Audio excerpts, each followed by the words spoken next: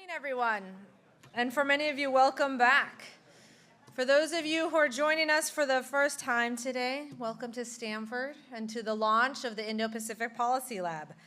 I'm Oriana Schuyler-Master. I'm the director of the lab and a center fellow here at the Freeman Spogli Institute for International Studies. And I'm so glad to have you all here with us today.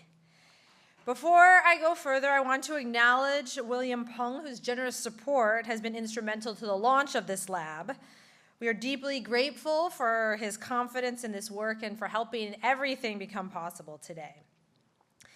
Yesterday afternoon, we opened up the launch with a conversation between Kurt Campbell and Colin Call on the broader architecture of U.S. strategy in the Indo-Pacific.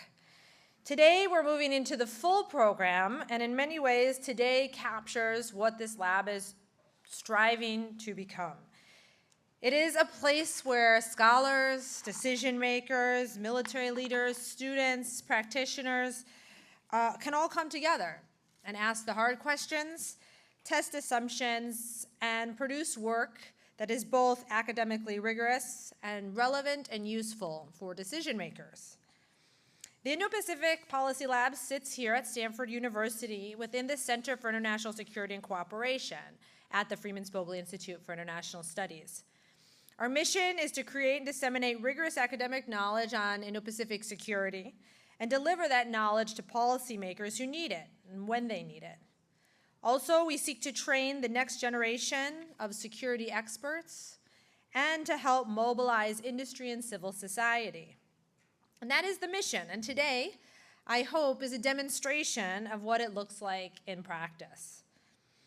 I want to begin with a few thoughts on the world outside of this room. The Indo-Pacific has become a region where the hardest questions in U.S. and allied security collide. It's home to more than half of the world's population, roughly 60% of global GDP. It contains some of the world's most important maritime checkpoints. It's a region in which China has built the largest navy and continues to modernize at an upbeat tempo. And as we discussed yesterday in the panel, that includes modernization of their nuclear forces. It connects many of the flashpoints that will shape the strategic landscape for the next generation: Korea Peninsula, Taiwan. And it happens in this region that impacts everyone everywhere, in Europe, in Africa, and in the Western Hemisphere.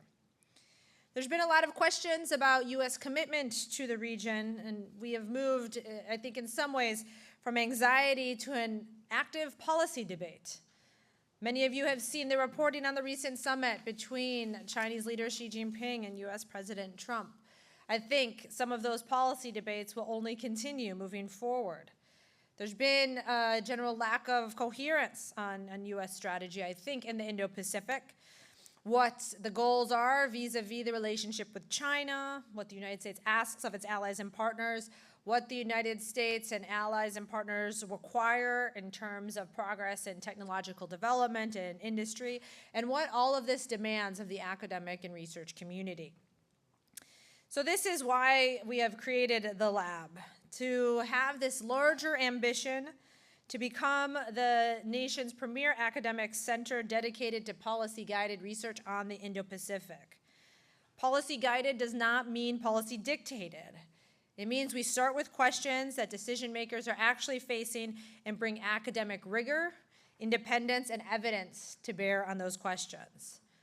That's the standard we have set for ourselves here at Stanford, and it maps directly onto how we organize our work. We have 3 current pillars of research as part of the launch, and of course, across all 3 pillars, we're heavily and seriously invested in students. Research assistants are supporting all of these projects from which you're going to hear about today on the panels. We work to fund internships on Indo-Pacific security and policy and help students leave Stanford with stronger analytical tools, direct exposure to policy questions, and a clearer understanding of what public service in this field means. So this morning, we'll start with a panel that addresses one of the research streams currently ongoing, China-Russia military alignment. This broader project has traced the military relationship among China and Russia and before the Soviet Union and how it's evolved since 1949, what drives it, where it remains constrained, what it means for deterrence across Europe and the Indo-Pacific. We've already held 5 working group meetings with leading academic scholars and produced a series of policy briefs on great power alliances, Cold War, Sino-Soviet dynamics, the contemporary China, Russia, North Korea triangle, as well as comparisons with US alliances and discussions of broader methodology and implications for defense planning. Those findings have gone directly to policymakers, and you can read all of the 16 briefs written by these academics, by top experts on the project website. The QR code is up there on the screen, and they can also be found on the Indo-Pacific Policy Lab website. So with that, I guess, less than brief introduction, I will turn things over to our moderator for the first panel, Dr. Mike McFall, who will introduce our panelists and get us started. Mike is the Ken Olivier and Angela Nomellini Professor of International Studies in Political Science and a senior fellow at both FSI and the Hoover Institute here at Stanford University. He has taught since 1995 and served as the FSI director from 2015 to 2025. He served in the Obama administration as senior director for Russia and Eurasian affairs at the NSC, and then as the US ambassador to Russia from 2012 to 2014. He has authored only 10 books, so, Mike, you should get on that, write a few more, and edited many others, including his most recent Autocrats versus Democrats, China, Russia, America, and the New Global Disorder. Given his expertise on Russia and his research on China and Russia, it's a real pleasure to have him moderate the panel today. So I'd like to invite him up and the other panelists, and we'll go ahead and get started. Thank you.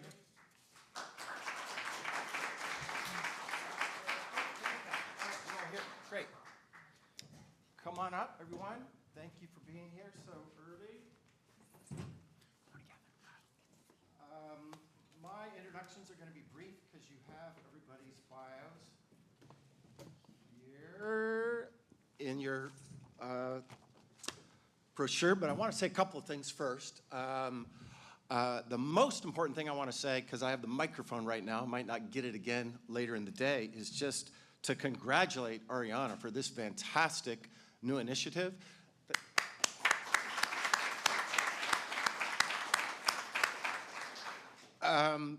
Most academics, they just do their own work. They just keep their head down. It's all about themselves.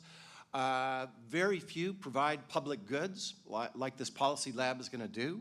I think the topic could not be more important for this moment in American history and world history. I obviously think about these questions quite a bit. By the way, I'm done writing books. The 10th one is my last one, so you better buy it now when it becomes a collector's item. But it is really imperative that we do this, and the way that Ariana has structured it, real academic focus, training future leaders, but also with these policy implications, I just think is perfect. And for all of you that are from Stanford and here at Stanford, we got to help her succeed. This has to be a project that we all participate in. So I urge you to help this policy lab succeed.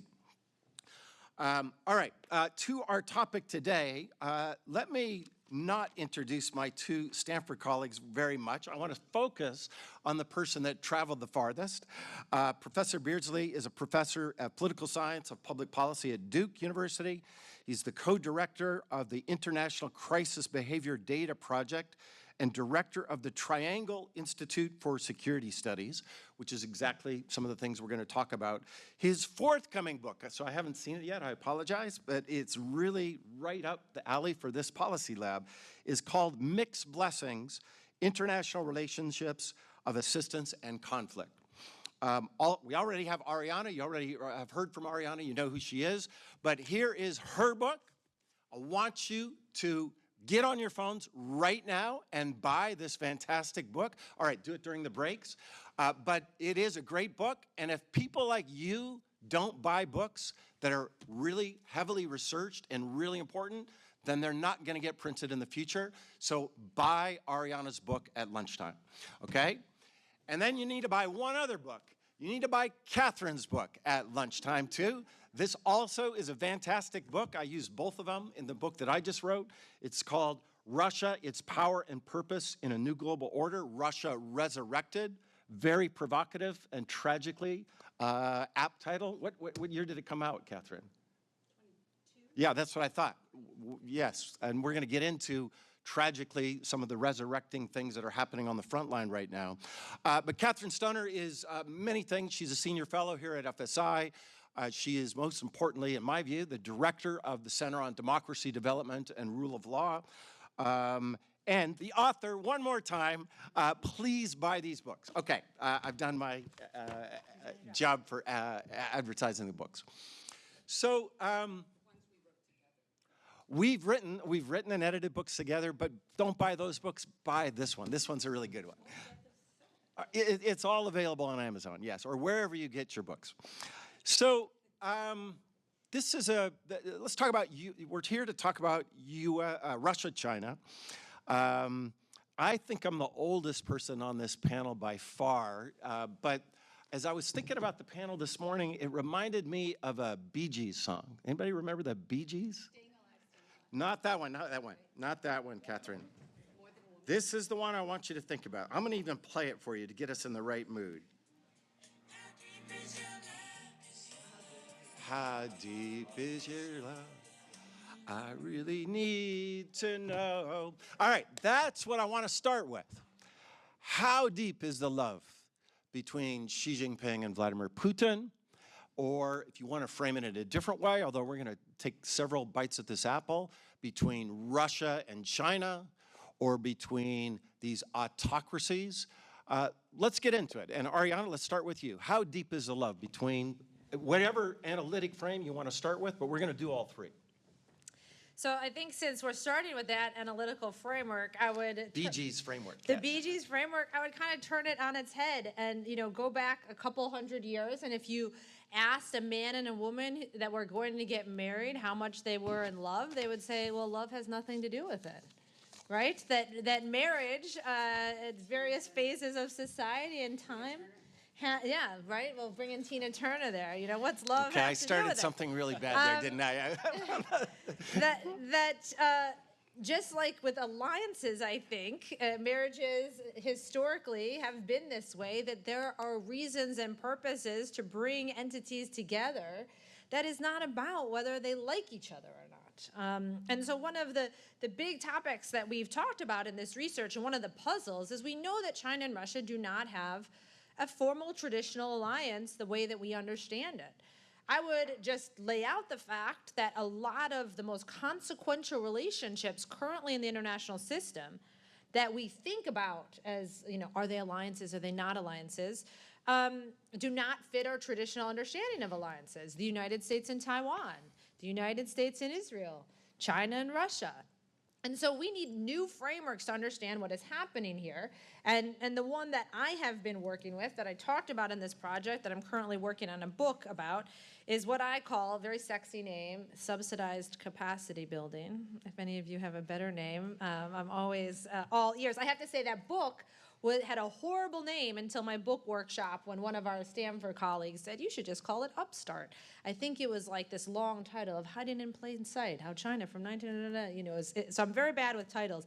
But the main idea is that countries like China and Russia seek alignment not for mutual defense. Right? These countries are not going to be fighting side by side in some war together.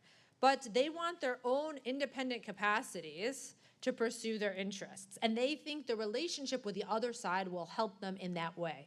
They're building up their own militaries in a way that is supported by that outside patron. For China, it's Russia. For Russia, it's China. And so that can come, you can probably think of one area we do study already in terms of arms sales, right? That's one way a country can help another country, and knowledge transfer. But there's also three that I think we see right now with China and Russia. One being defense industrial base support. So we have, and then the lab is putting together data sets on the different agreements, license production, co-production, co-development between China and Russia. And that we even see a little bit of that support with China and Ukraine, right? You sell certain things, you provide certain technologies that can be very useful. The third being reliable access to war material.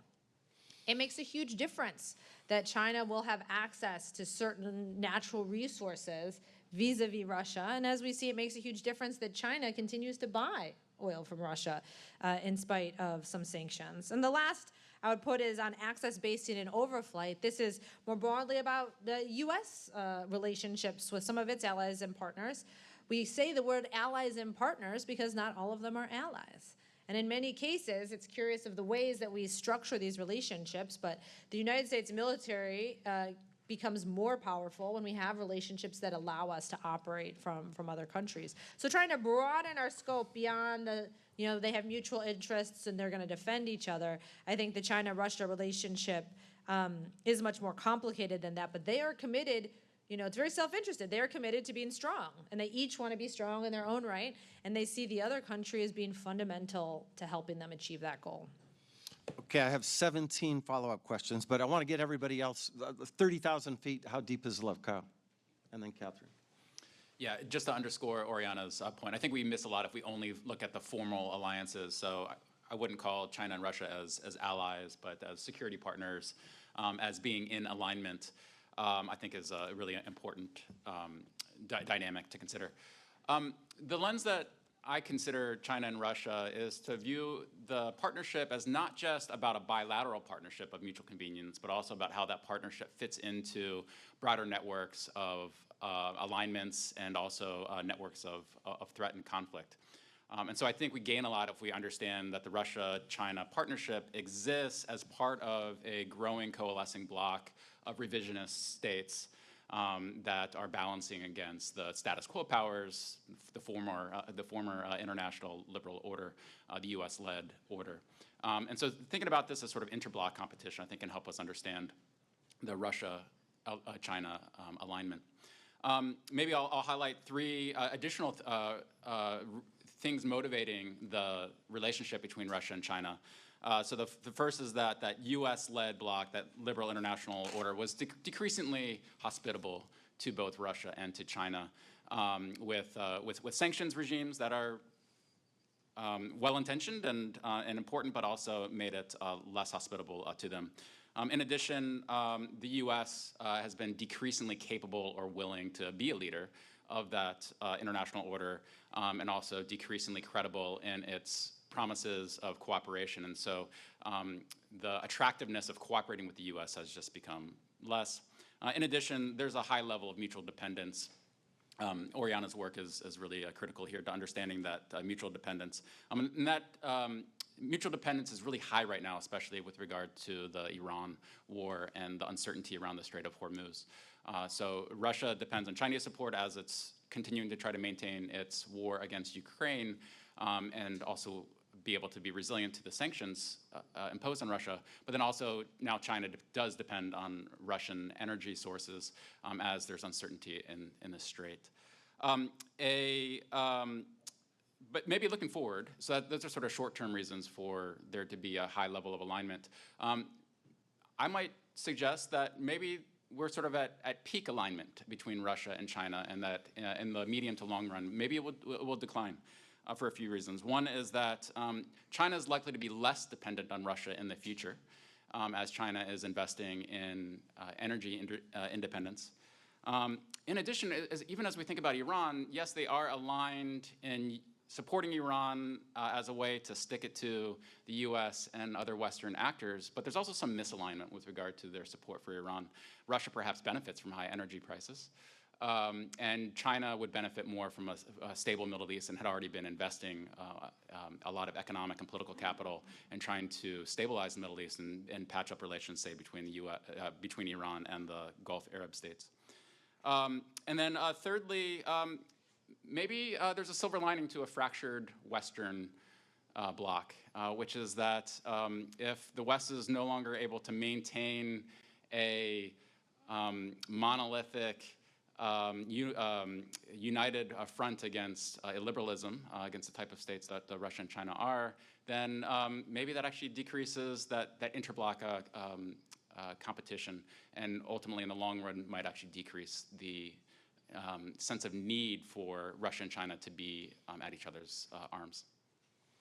Okay, I also have 27 questions now, so we're going to come back through.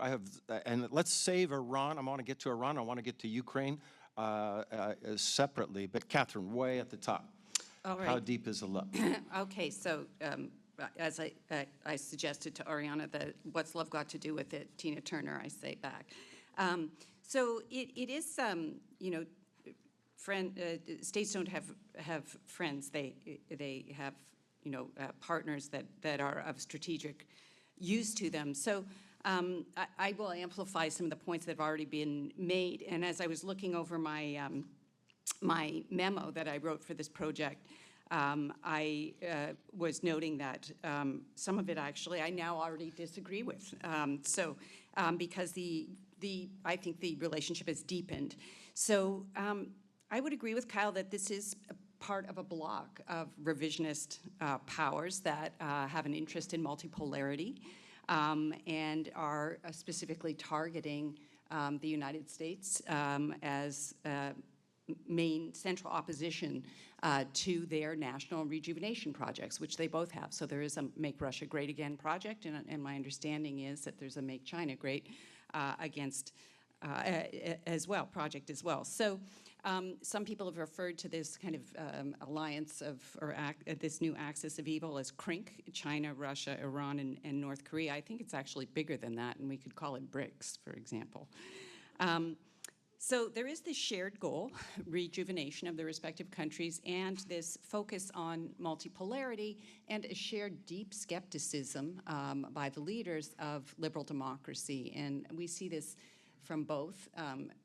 Putin is in some sense most outspoken about it, but I think there is sort of a meeting of the minds, if not sharing an ideology per se, at least sharing an understanding of how the world should look and how it does look now, and disliking what they see now. That said, they move a little differently in the international system, so they have this shared general goal. I would say that Russia is bent on disrupting the post-Cold War settlement, and we don't have to look very far to see Putin actually say this. I think one of the great things, okay, I shouldn't say this, about Putin, I was about to finish that sentence.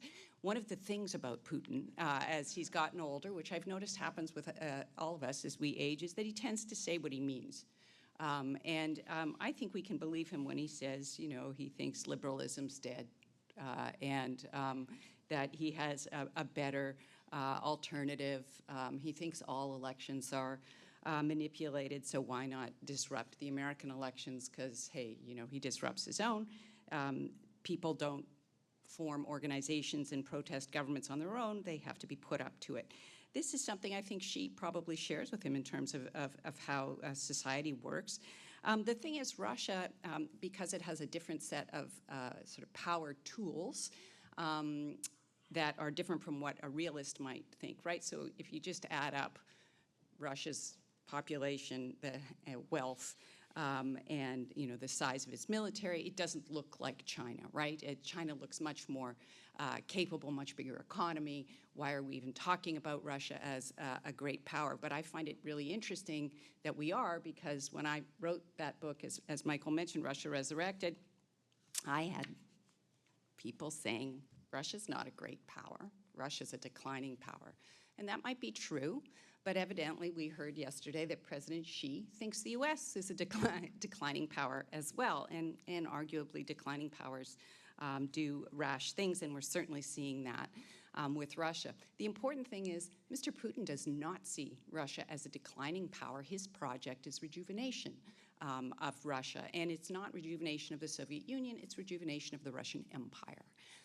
And so empires and great powers have spheres of interest, and he's cutting out spheres of interest. China has its sphere of interest. Russia has some degree of interest in the Indo-Pacific region. Russia's real sphere of interest is the imprint not of the Soviet Union, but of the empire before the Soviet Union, and that extends into Poland. And this is why we need to be concerned about Ukraine. Okay. How deep is this love? Well, Russia has relationships, and I think we need to bear this in mind when we hear the line, Russia is dependent on China. Russia has a lot of different relationships around the world that it has created since 2012 and Putin coming back to the Kremlin in the context of facing protests and people yelling Russia without Putin. because he announced his return before he'd actually been elected. So in that context, building out more and more relationships around the world. So another big relationship to mention is India as well, which kind of offsets what we might think of as a dependency on China alone. China, though, has, I think, where Russia is a disruptor and has been moving around into the Middle East, into sub-Saharan Africa, into different parts of Asia, including China. China benefits from some aspects of the global order and the trade order, right? It does need big markets to sell to, and so may have more of an interest in having good relations with the United States. So when we think about how deep is the love, well, that could be a point of tension. I will point out, though, that it was interesting today. I heard on the news, I was walking the dog early, that apparently Xi showed Trump around the Chinese Communist Party leadership compound. And Trump turned to the translator and said, "Ask him how many international leaders get to see this." And apparently Xi responded, "Not very many. It's rare. But Putin has been there twice."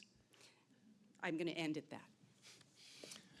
By the way, I've been there too, so it's not that big a deal to go there. But oh my God, it's so much respect for President Trump. I actually got locked out of that compound one time. But let's not go there.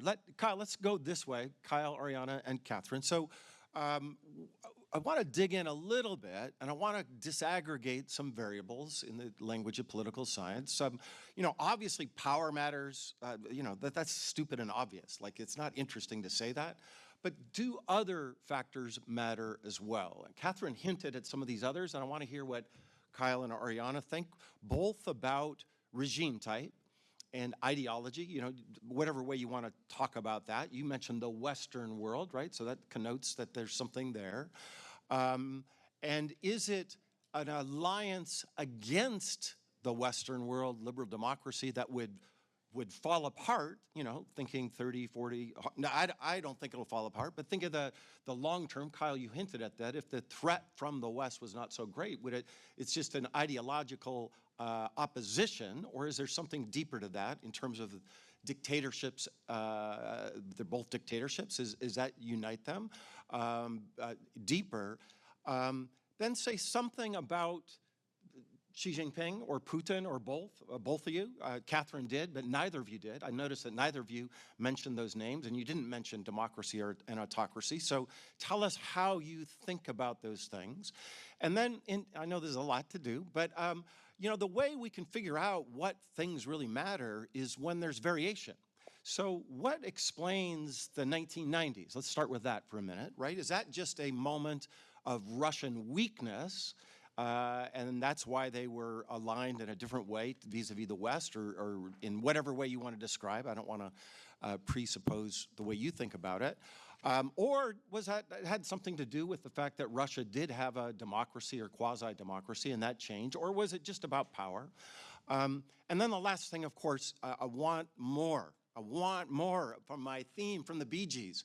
Kurt said yesterday, Putin and Xi Jinping has met for 74 times. That's a lot of time to meet if it's just about power. Is there something about these two particular leaders that bring them together and play out the counterfactual for us? Had there been a different leader in Russia or a different leader in China, you might have had a different relationship between those two countries. And if you get, I'm going to predict with I'm going to take everybody's long bets on this. We're really bad at predicting the future, political sciences.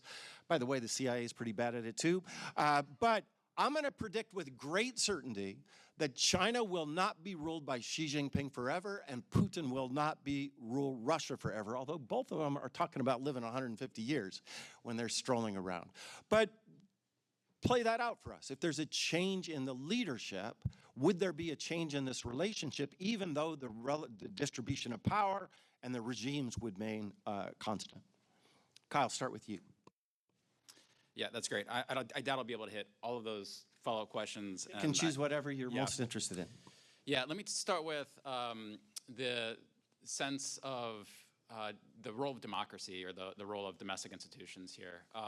So my colleague Rachel Myrick, who's at Duke and a Stanford PhD, And speaking here next week, by the way, just to advertise. All right, well then let me not step on her toes, but let me give you a little bit of an entree into some of what her work is saying. So a lot of her work talks about how international relations theory talks about the advantages that democracies often have in foreign policy, and including in being able to maintain partnerships, maintain alliances, but that those advantages erode and decrease when there's high levels of polarization, as we're seeing in the US as well as in parts of Europe. And so to the extent that the US has had an advantage in being able to credibly maybe deter Russia and China with not just US power, but also the power of its other security partners, that this is perhaps part of that erosion and perhaps has emboldened Russia and China, which I think is an important part of this. Maybe on the theme of thinking about domestic institutions, it is also striking that Xi and Putin and Trump are all personalists in the sense of their rule has high levels of focus on the individual, which can explain a lot of their leadership, a lot of how a lot of Russia and China foreign policy is done via their relationship, their interpersonal relationship, and not just the interweaving of the institutions. And I think that's actually an important dynamic, that they haven't fully committed to full integration of the type of security cooperation that, say, we would see amongst NATO states. And so I'm not a futurist. I don't play the future markets. But I would say that perhaps their demise, hopefully going peacefully into the night, may open up opportunities. I'm not sure when that would be. But let me pass it on to my colleagues. There's so many different threads I want to pull on here. I mean, I think to a degree, and I don't want to seem too pessimistic here, but we trust that people, countries do things in their self-interest.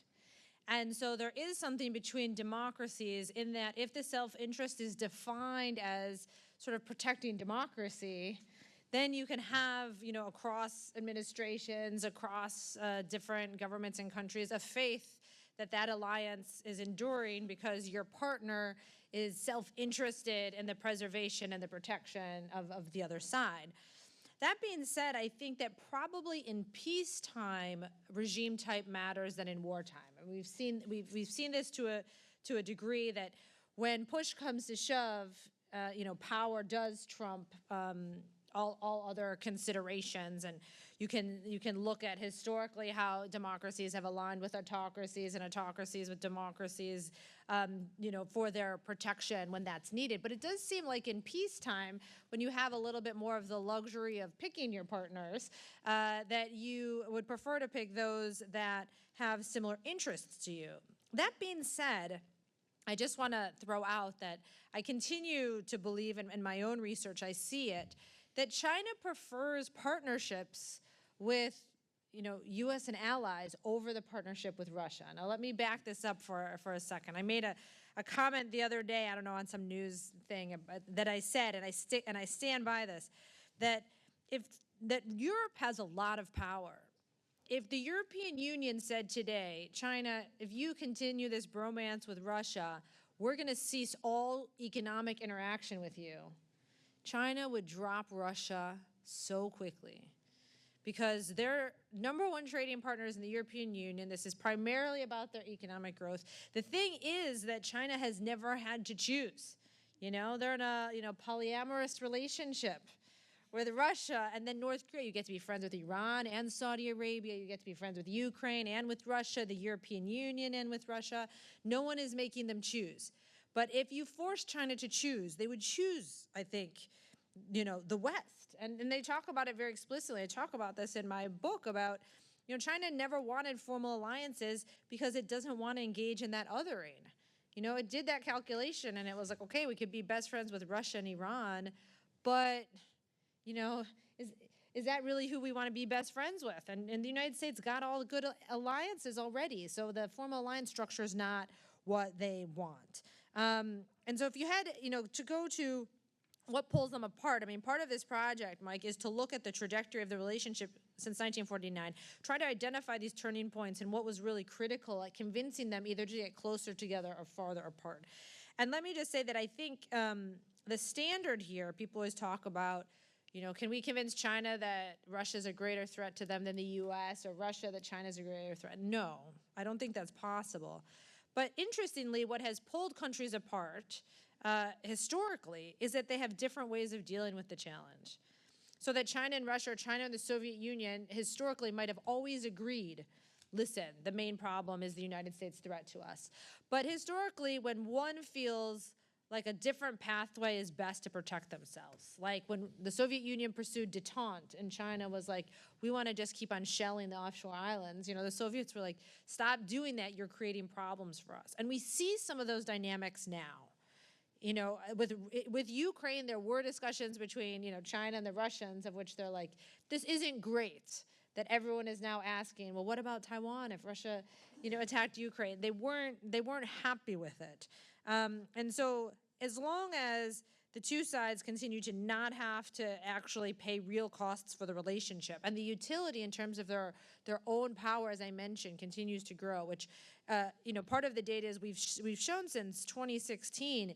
As those visits have increased, the amount of cooperation has deepened as well.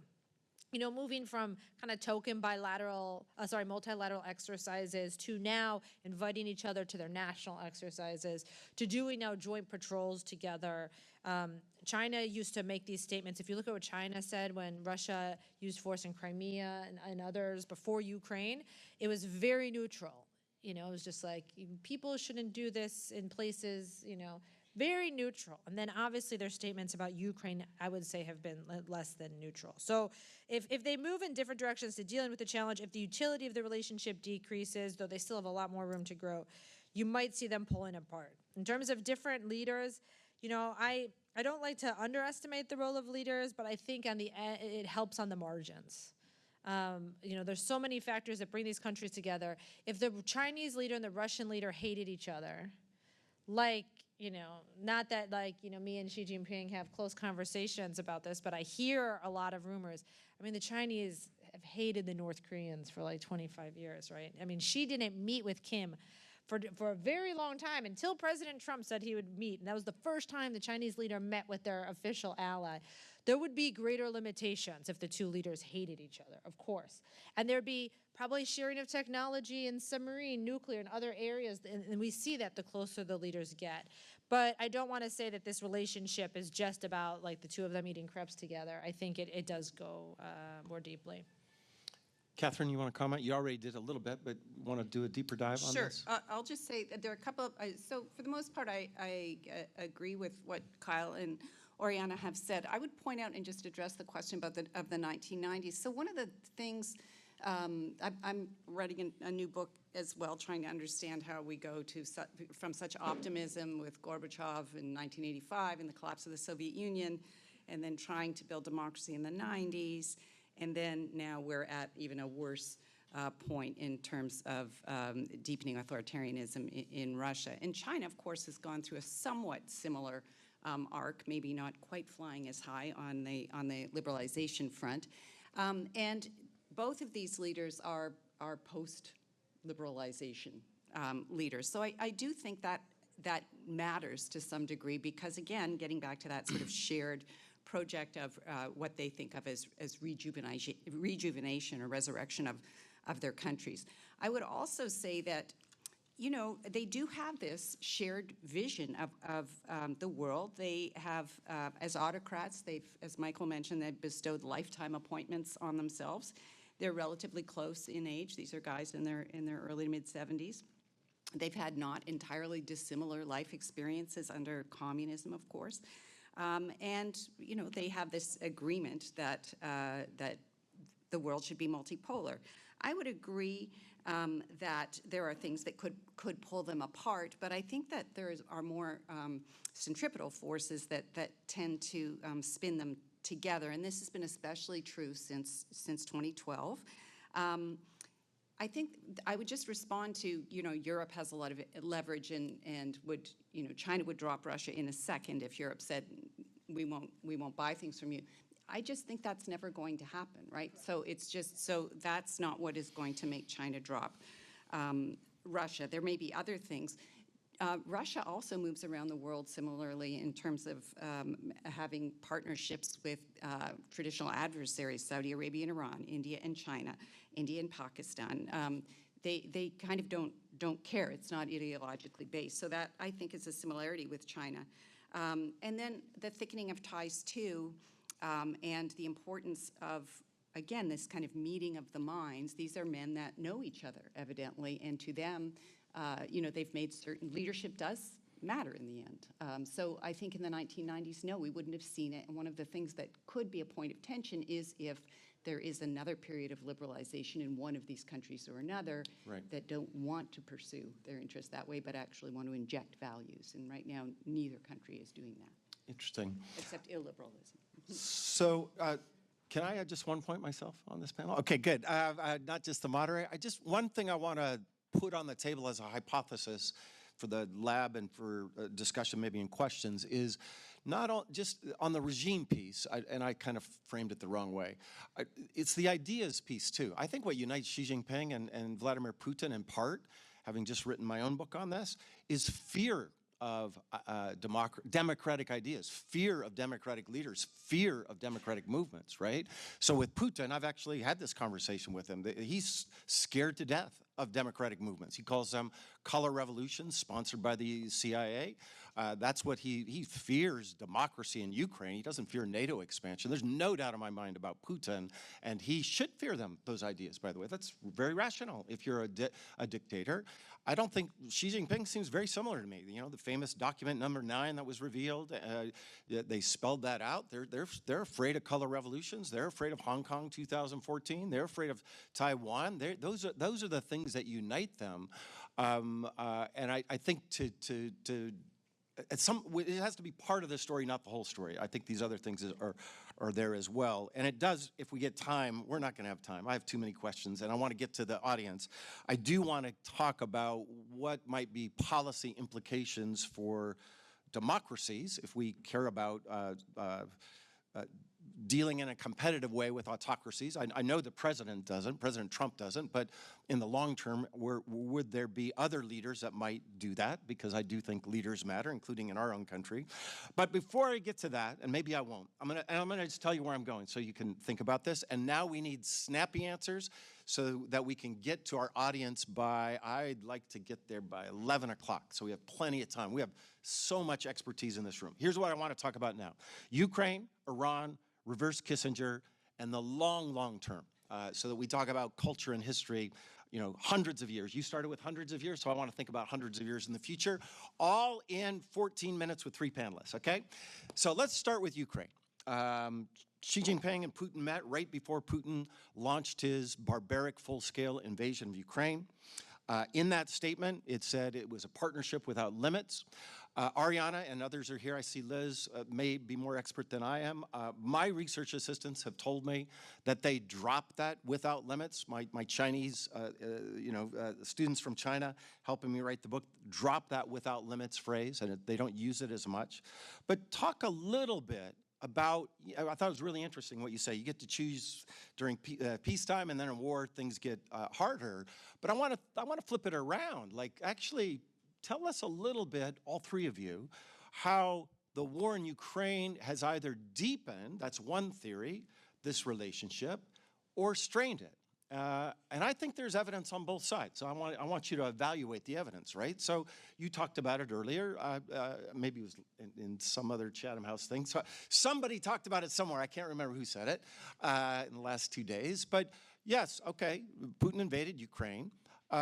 China helps, and if for somebody in one of the sessions was interested in the technological component stuff, KSE, the Kiev School of Economics, has done some fantastic research showing very specifically what technological components that China is providing to Ukraine.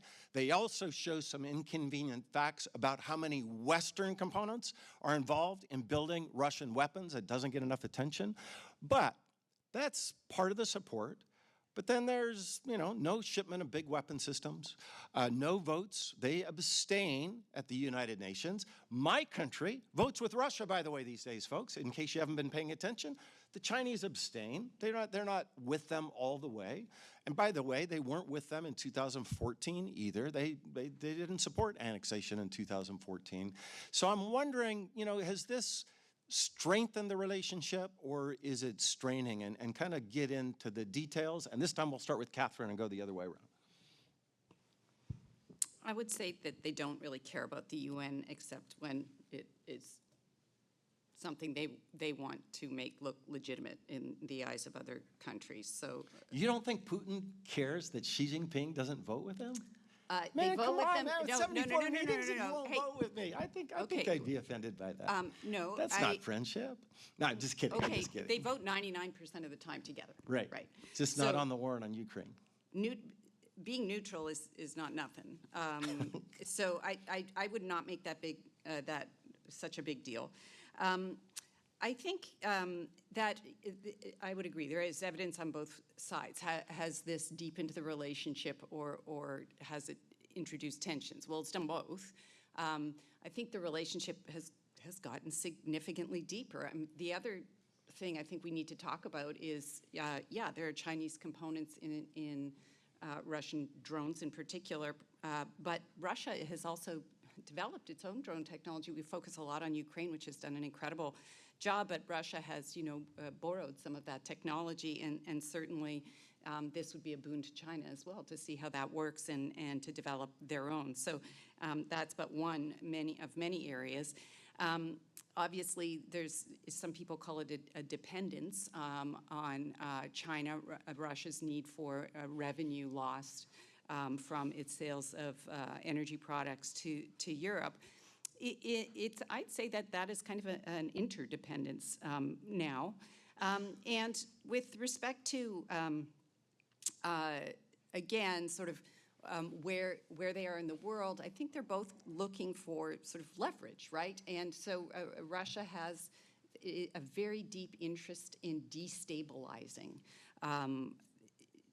Kyiv, Ukraine in general, because it can't join NATO that way, and I think it's been somewhat successful there. Destabilizing the international order, well, so the investment in the 2016 elections, I think, has paid off. Very, very destabilizing. Having Trump as president, he's disrupting other alliances. I'm going to sort of bat back quickly, and then I'll stop talking. I promise, Mike. The fear of democracy, it could be that it is democracy itself, but I think it's really a fear of instability, social instability. And the project, at least in Russia, is Putin has it in his head that the project of resurrection or resurgence depends on social stability. And it also depends on economic resilience. So when we look at the Russian economy and say, oh, that's not built for growth, that's right. It's built for growth to a certain extent, but what it's built for is resilience. And so we see how this is paid off. And finally, sanctions are starting to cause some, to push the economy into recession. But I think it's this danger of instability, democracy, because you have these uncertain outcomes, very unstable. And then there's all the liberal stuff on top of that's post hoc. Yep. Kyle.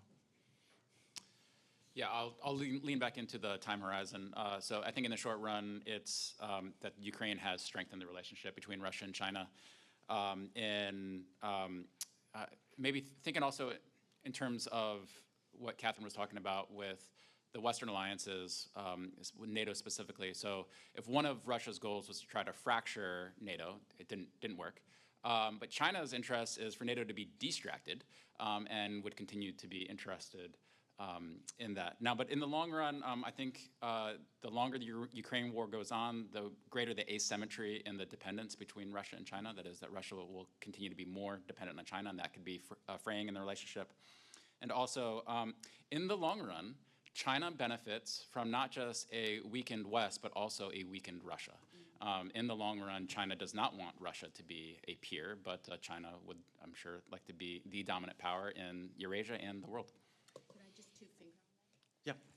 But China wouldn't benefit from a very destabilized Russia either, so there's a fine line. I mean, the balancing act here is hard. I would say the first thing is what's really important is what expectations of the alignment are, and then whether or not the reality converges or diverges with expectations. And so when the war first happened, when Russia invaded Ukraine, I knew, I would have also, bet my life on the fact that China was not going to be sending troops to that war, offensive military equipment. When people ask me about it, China has this policy of non-interference, which is not just by name. They actually don't engage directly in foreign wars the way the United States does for a variety of reasons, of which I talk about in my book. That if they had changed their policy and did send troops, our problem would not be what's happening in Ukraine, but it would have signaled a fundamental shift in Chinese strategy that would have had repercussions across the world. So as someone who's not a Russia expert, I was in a dialogue with the Chinese and the Russians a couple months after. And what I asked, and my Russian experts here can correct me if I'm wrong, was what were Russian expectations of Chinese support? If Russia had expected more support and did not receive it, then my research would show that that could have led to a schism in the relationship, because that's another factor that historically has led to that schism. But if Russia had no expectation that China was going to do those things, if Russia understands they're probably going to abstain from this vote and they can only send me kind of dual-use stuff, and they're going to continue to trade with me because China doesn't support U.S.-led sanctions, but they're not going to put their neck out, then it doesn't impact the relationship in the same way. And at least in that roundtable, in that closed-door discussion, the response I got from the Russians is they did not have that expectation from the Chinese. And so that's why I think the war has not harmed the relationship as much as you might expect that it would. Let me just say, without limits, so when the Chinese and the Russians first made that statement, I asked my Chinese colleagues, what does that mean?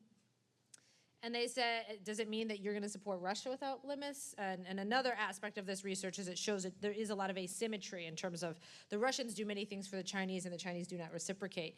And my Chinese colleague said, no, it means that there are no limits to how Russia can support us. And so that's how they viewed it from the very beginning. And so, and Catherine and I have talked about this. I think it's very interesting. There are a lot of differences between China and Russia, one of which is that China does not see itself as a revisionist power, has come out, Iran and Ukraine and all of this has let China come out to say, you know what, we're taking the mantle to sustain the international world order as the United States tears it down. They love to sort of position themselves in that way.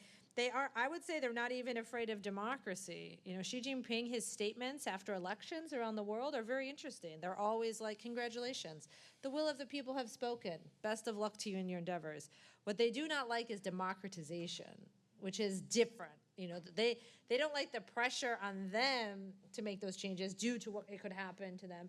But as long as, other democracies, they're like, you do your thing, that's fine. Just don't get involved in our business. And my sense is that Russia is a little bit more disruptive than sometimes the Chinese are comfortable with.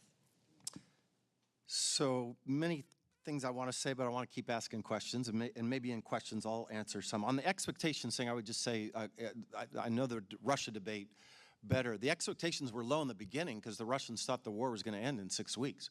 And as the war dragged on, I think the expectations have grown, and there's deep disappointment that China is not providing more. It's the same with the United States, by the way, in our war in Iran. If we're going to win in 3 days, we don't need NATO, but if we're dragged on, suddenly it's like, what have you done for me? And I'd also just say, no, let's come back to Ukraine if you're interested. Well, one little thing I would say about the Chinese. The Chinese also, the drones that we talked about, remember, all the components for Ukrainian drones all come from China. They're trying to decouple, just like we are, about these components. They have this very quiet game going, and it pisses off the Russians. You would think, rightfully so, right? So they're very careful with the Ukrainians. They don't support the Ukrainians. I saw the Ukrainian ambassador in Beijing last year when I was there. He's the loneliest guy in Beijing. He was so thrilled to see me. It was like, it was scheduled for 20 minutes. It went for 3.5 hours. He gave me a special bottle of vodka that was produced that, there's only 75 editions of it, and he gave it to me. So yes, there's that, but there's this other piece where they also want to think about the long term in terms of their relationship with Ukraine as well. All right, Iran. I'm talking too much. Maybe, Ariane, I'll start with you and others if you want to comment. I want to dig into how both, but especially China, but actually everybody, but I want to start especially with China. How are they perceiving what's happened in Iran on the military side vis-a-vis their partnership with China and Russia? So again, I can see evidence on both sides. On the one hand, they must be thrilled that we're bogged down, we can't stop them, and we don't know what to do. But on the other hand, the military operation was rather successful, and the Chinese and Russian weapons didn't do so much. I mean, the debate about S-300s, S-400s in my world about the Russians, like, wow, that didn't seem like they did a lot. So tell us the kind of short-term assessment you see for the China-Russia military thing, and how is that playing out, pluses and minuses for this bilateral military relationship when it comes to outcomes in Iran, and then if others want to jump in too. The first thing I'll say is one of the things about the launch of the lab is, this is only a couple months in the making so far, and we have these few research streams, but, given more time, more staffing, there's other projects that I would love to get started. And one is, which I've sort of conceptualized, that goes to this question that I've called, we already know I'm bad at titles, but, giving it a try, exploiting war, about the ways that countries, whether it's, how does China benefit or not benefit from Russia being in Ukraine, the United States being in Iran, how do third-party countries benefit when the other great powers are engaged in wars elsewhere. And we have some theories about this in political science, like bloodletting, of course, like that it drains the resources. But it is actually quite complicated. It creates wedges between the United States and allies and partners. It can bring allies and partners closer together. So looking at all those factors, I think, are really important. And so I'll just say that obviously there's much more in-depth research that needs to be done to speak a bit more knowledgeably on the policy side about this question. But since I haven't done that yet, I'm going to sort of give my initial impressions on the capabilities and then the resolve side. On the capabilities, I would say that, I think what has happened in Iran doesn't provide tons of new information to China about U.S. capabilities. It is the case that the United States has used up a lot of its munitions in this war. But deterrence is a threshold. The United States did not have enough munitions already. So I always like to say we were kind of in trouble. Now we're super in trouble. But in terms of how China was thinking about the calculation of a potential conflict in the Indo-Pacific, the United States was already not prepared. So today, I think the likelihood of conflict, over Taiwan, for example, is exactly the same as it was the day before the United States attacked Iran. The difference is in the long term. A couple years from now, is the United States able to make changes, replenish? Do we learn something from this and update operational concepts? We could be in a worse position or in a better position. I think the more interesting question is how the Chinese are viewing U.S. resolve. There has been, ongoing discussions, probably not very similar, not dissimilar to this, among Chinese strategists and thinkers about what is the future of U.S.? What are U.S. intentions? What is the United States strategy going to look like? And they've always had this thought, it's their kind of reverse a bit, it's kind of like the Thucydides trap, that declining powers, they get to a point of desperation, they become extremely risk acceptant, and they become extremely aggressive. And many people in the Chinese system had feared for a long time that the United States, during its decline, would get to that point. That's why it's very interesting that the Chinese are often trying to reassure us. They're like, we're not trying to displace you. There's enough room for both of us. You guys are doing okay. Don't worry about it. Because they're worried that the United States is going to launch some sort of preventive, attack. And they had talked in the first Trump administration about an October surprise. They're like, maybe the United States is going to attack us.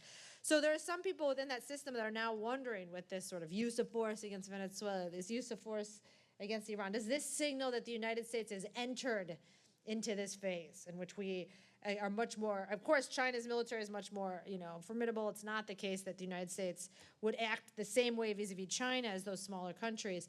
But has the United States become more desperate, risk acceptant with fewer tools in terms of international political power, economic power, that we are going to rely primarily on military power? And that concerns them. So there might be a little bit of a deterrent aspect there, but the problem with that Chinese logic is they don't feel like it has anything to do with them, that it's structural. So there's very little that they could do to really convince the United States one way or the other.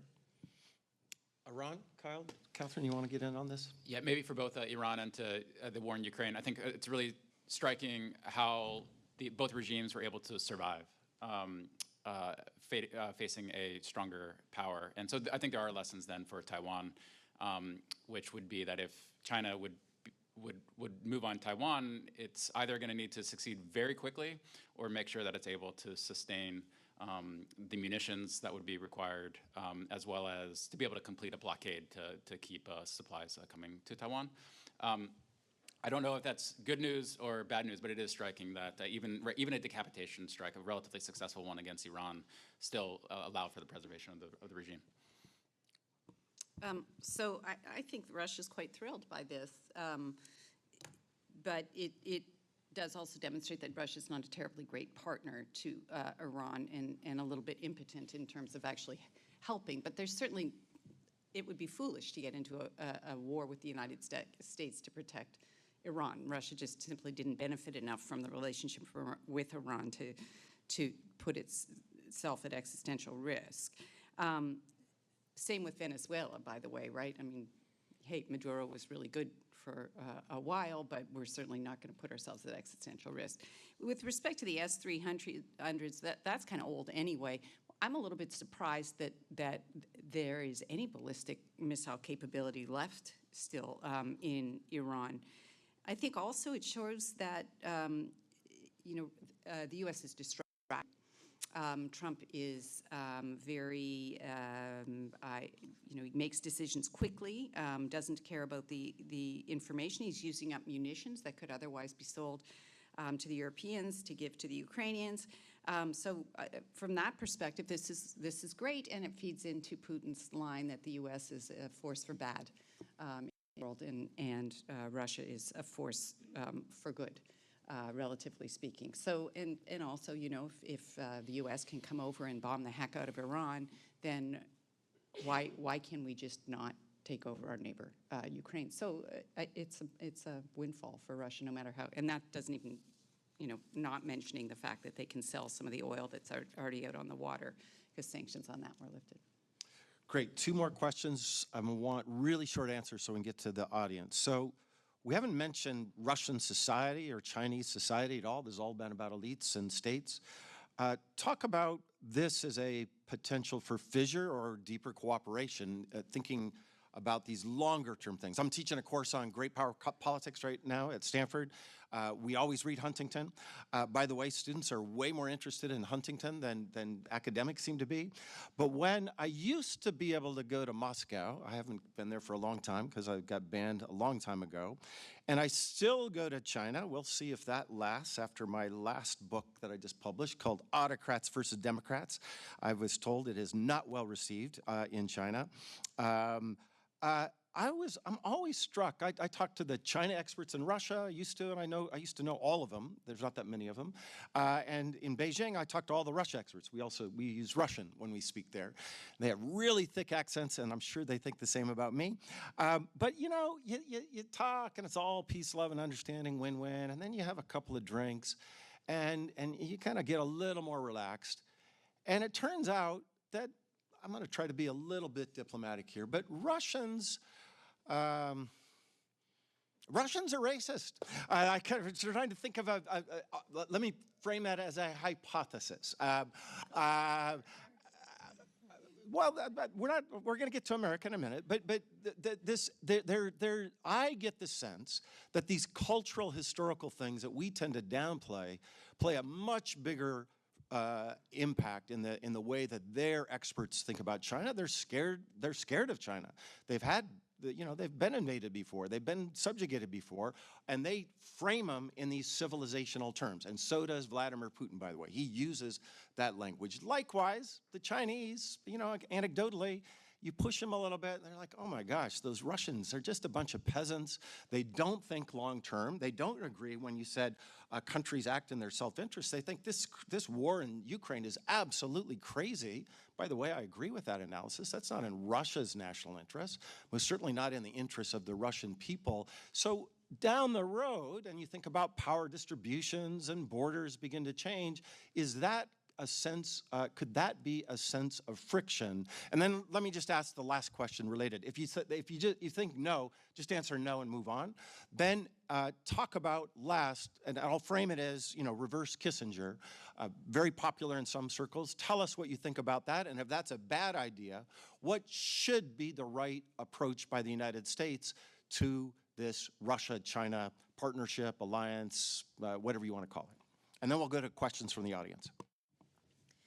So I'm obviously somewhat biased as a professor who believes in, we have students who go abroad. I spent time in Beijing. I feel like a lot of those people-to-people connections are very important. And then on my military side, I've spent a lot of time, doing the military engagements with the Chinese. My first job being a translator for some of those.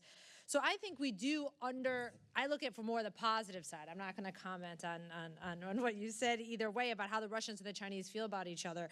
But on the positive side, I do believe that the more interaction that we have with each other, it can be beneficial.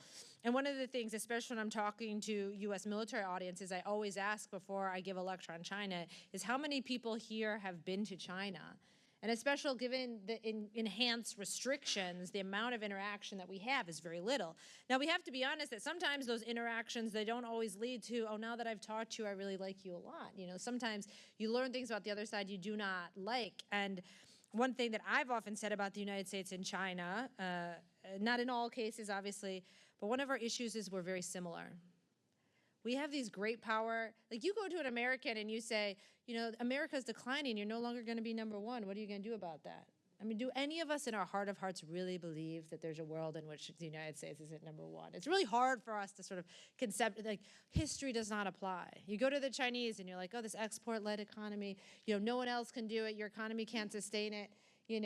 What are you going to do when you're no longer economically powerful? It's like, yeah, but we're different. We have these stories, the light, the golden light on the hill type of thing. China has those similar stories. So sometimes I think we clash because we have these sort of great power mentalities about each other.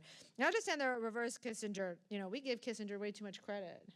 They already hated each other, and now we're sitting here and we're like, how do we create this wedge? The wedge existed that then Kissinger took advantage of, which is very different than trying to create a wedge. So I would say, the most important thing is that the United States focuses on its partnerships with the rest of the world, and that's including in the developing world, and that with all these decisions that are currently being made in the administration, we have fewer and fewer tools to do that. As someone who focuses on power, I don't think military power is the most effective tool. It just so happens to be sometimes the only one that we have, or the only one that the president has control over, right? Versus, economics or other things. So I want to correct the record. I realize we're on the line. Of course, I want to make clear, I do not believe all Russians are racist. I have a lot of good friends are Russian. I was talking, and when we get to Catherine, I was talking very specifically about these civilizational ideologues. Sasha Dugin, he believes in these kinds of concepts, and guys like Steve Bannon, Catherine said. Yes, I meant in those terms. I just want to make that clear. I did not mean to be as flippant as I was. Kyle. Yeah, I'm not a China expert or a Russia expert, so I'll let my colleagues that know those cultures better comment on that. I tend to focus on interests, and if we're going to talk about civil society, if we're talking about the people, what are their interests, right? They want security, they want prosperity, and so. Do they want democracy? I don't. As an end in Russians itself, and Chinese, do they want democracy? Do they want freedom? I think that's negotiable. I think if well, let me defer again. I just want. I mean, we haven't talked a lot about it. It's just very striking to me. We know that they want security. They know that we want prosperity. as if we know that, but why do we keep out the political part? Well, don't they want freedom too? That's a great question. Let me lean into the prosperity and security part, which is where I was going to go. Was, the more that the U.S. can support a neoliberal open market type economic approach, I'm in favor of that, because I think that is a clear path to prosperity, is a clear path towards less violent competition. With regard to wanting freedom, sure. Yeah, I think there's probably decent political theory and anthropology that would say that humans enjoy freedom. We do not enjoy coercion. Where that hierarchy of preferences is related to, say, prosperity and security, I'm not sure, but I'm also not the right person to answer that.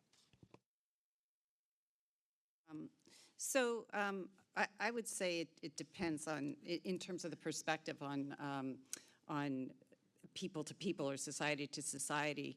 I'll just confess, I haven't seen a ton of data on this, but I do think it depends on which part of Russia you're talking about. In one sort of line that Putin has is Eurasianism, right?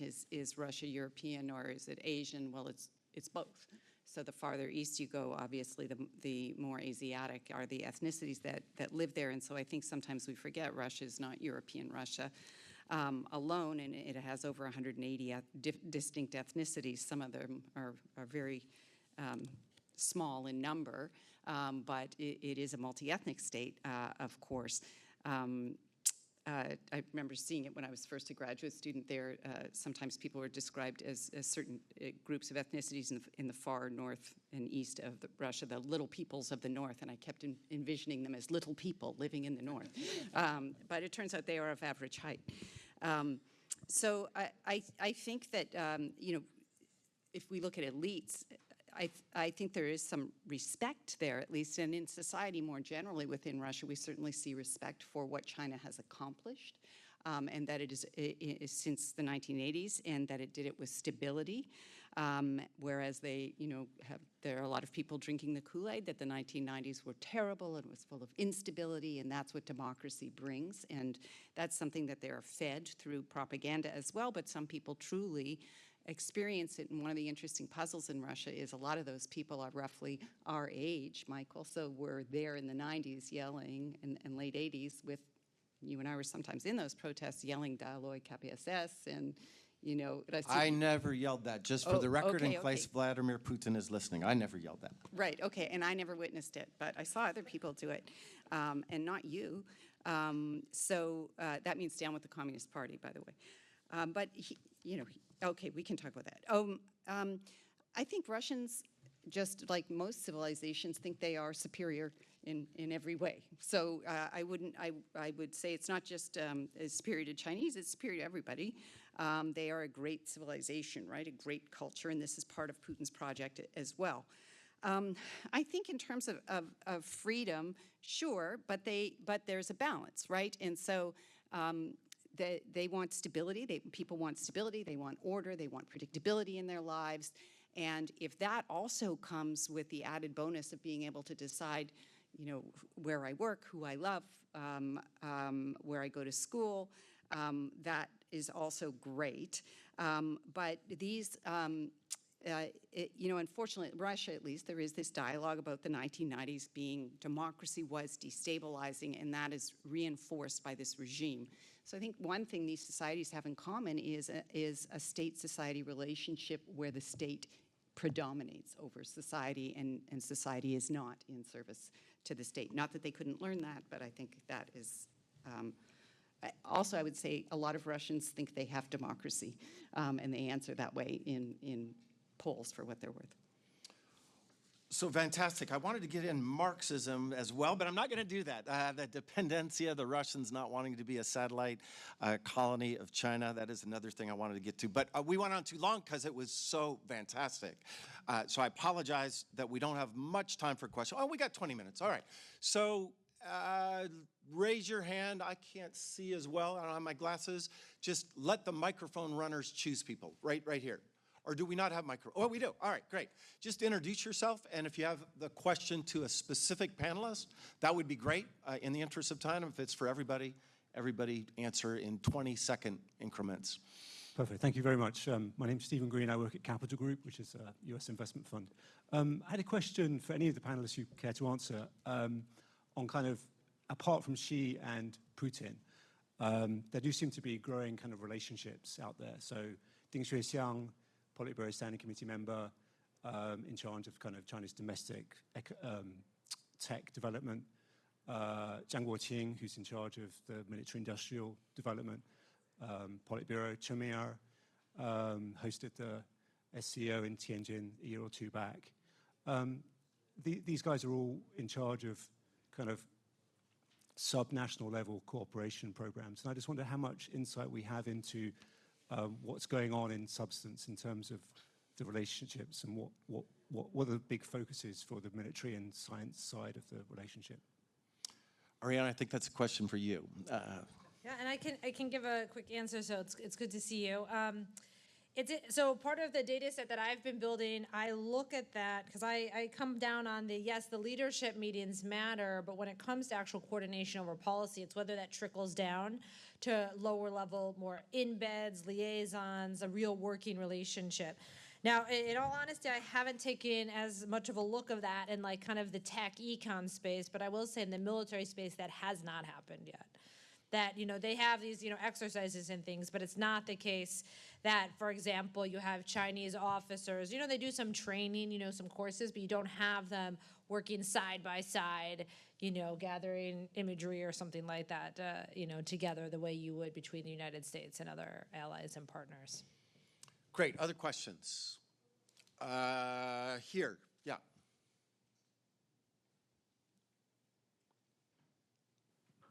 Tyler. Tyler Jost, Brown University.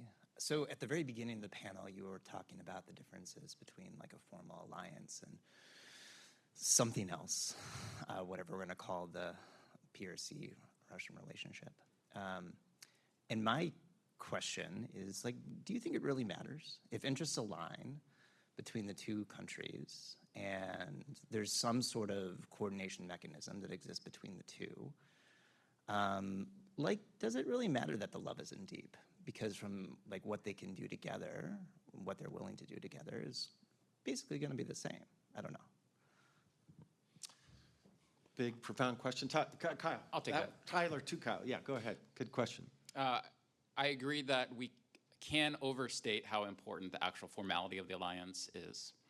And also, there is some meaning there, especially if the formality of the alliance does lead to more deep cooperation, such as integration of forces, planning for coalitional action against a common adversary. Those things, I think, do matter.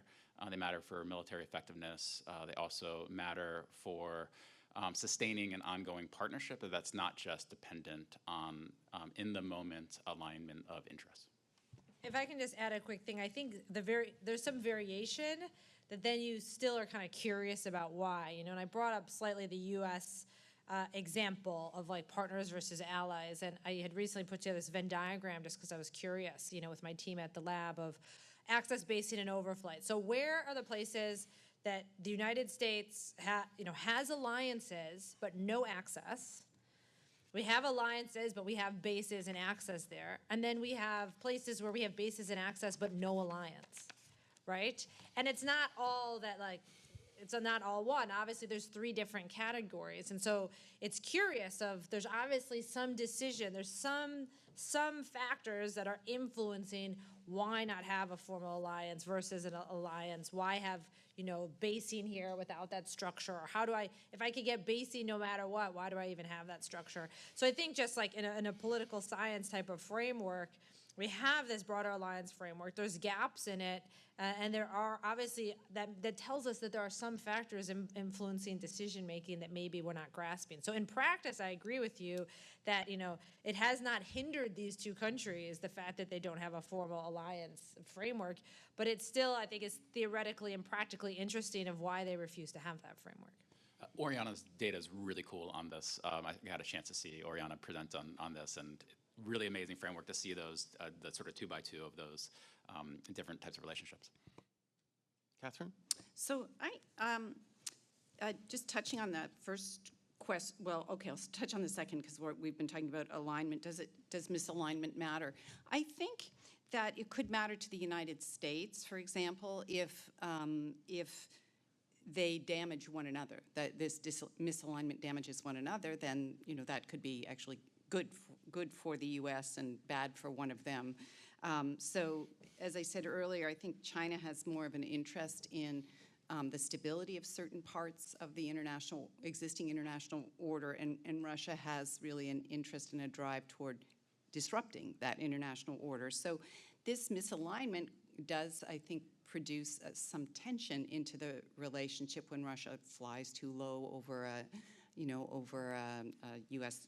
aircraft carrier, or is somehow, threatening or disruptive in Europe or elsewhere, because it disrupts what China wants to do. It wants to move around the world, employing its people, building things, and so I do think misalignment could matter because it could damage the interests of the other. In terms of ties deeper than just the elites, getting back to that question, there has been more investment, Chinese investment, and frankly Indian as well, and others from the Middle East in different areas in Russia, as European investment has drifted away. I'm not going to make the argument that it is a tremendous amount, but it's certainly much more. So I do think the ties do descend obviously to a lower level. If I could just add too, as a hypothesis moving forward for the rest of the day and maybe for the policy lab moving forward, I agree with the sentiment, interests align, and so that it doesn't matter how much you love, but where do interests come from and who defines them? I mean, the notion that America, if you think of America, that we, just in the last 5 years, we had Trump 1 that defined interests in one way, the Biden administration defined it a different way, and now Trump disagrees with his own view from 5 years ago. I mean, the way he defines American national interests is pretty different from the way I do. And if we see such variation in the definition of American interests, why are we presuming that it might not be true in other countries? Just as a hypothesis.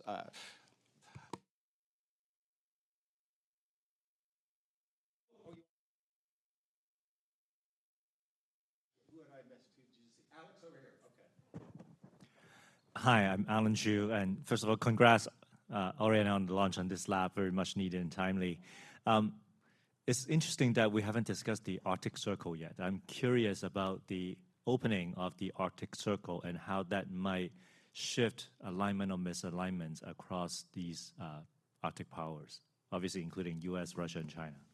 Can I take that? Please. So, so that is actually a really interesting and important area of alignment for China and Russia. And China, my understanding is China's very interested in this, and Russia's very interested in helping them with the northern trade route. It's much faster to get goods into Europe and elsewhere through the northern trade route. Russia has a big advantage in nuclear-powered submarines, and so can actually, not submarines, icebreakers.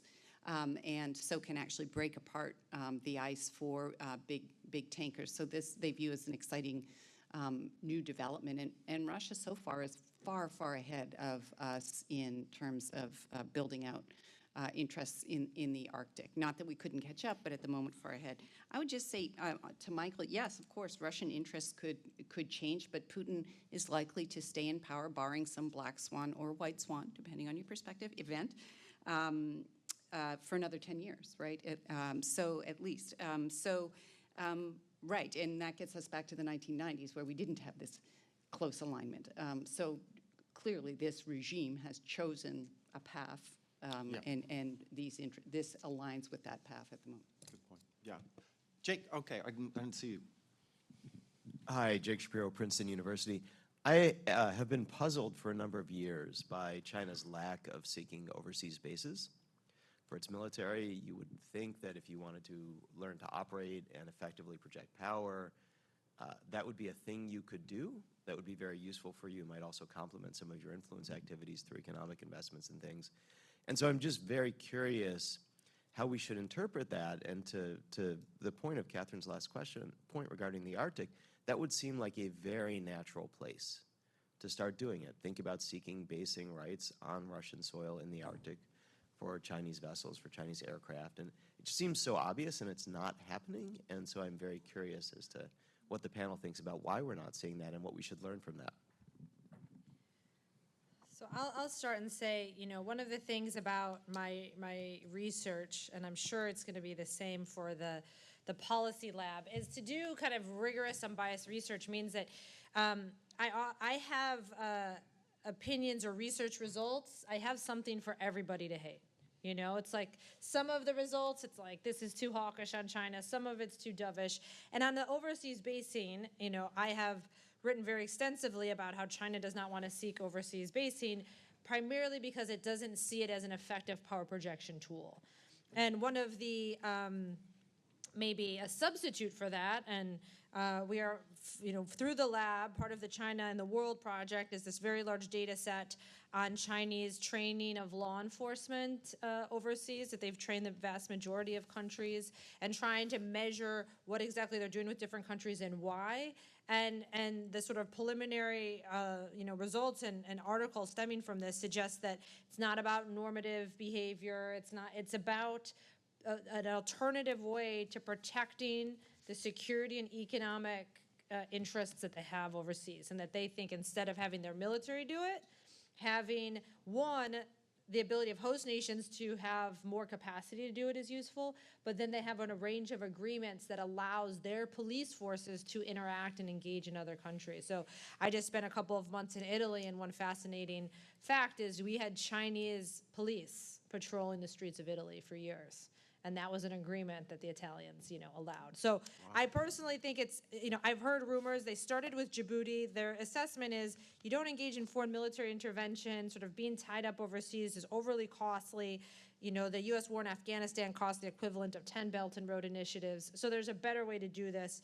And that the rumor I heard, at least talking to the Chinese military, is that when they were discussing overseas basing, the Chinese Navy basically said to the leadership, listen, I can either do this kind of South China Sea Taiwan thing, or I can do this power projection, Belt and Road, global naval thing, but I can't really do both.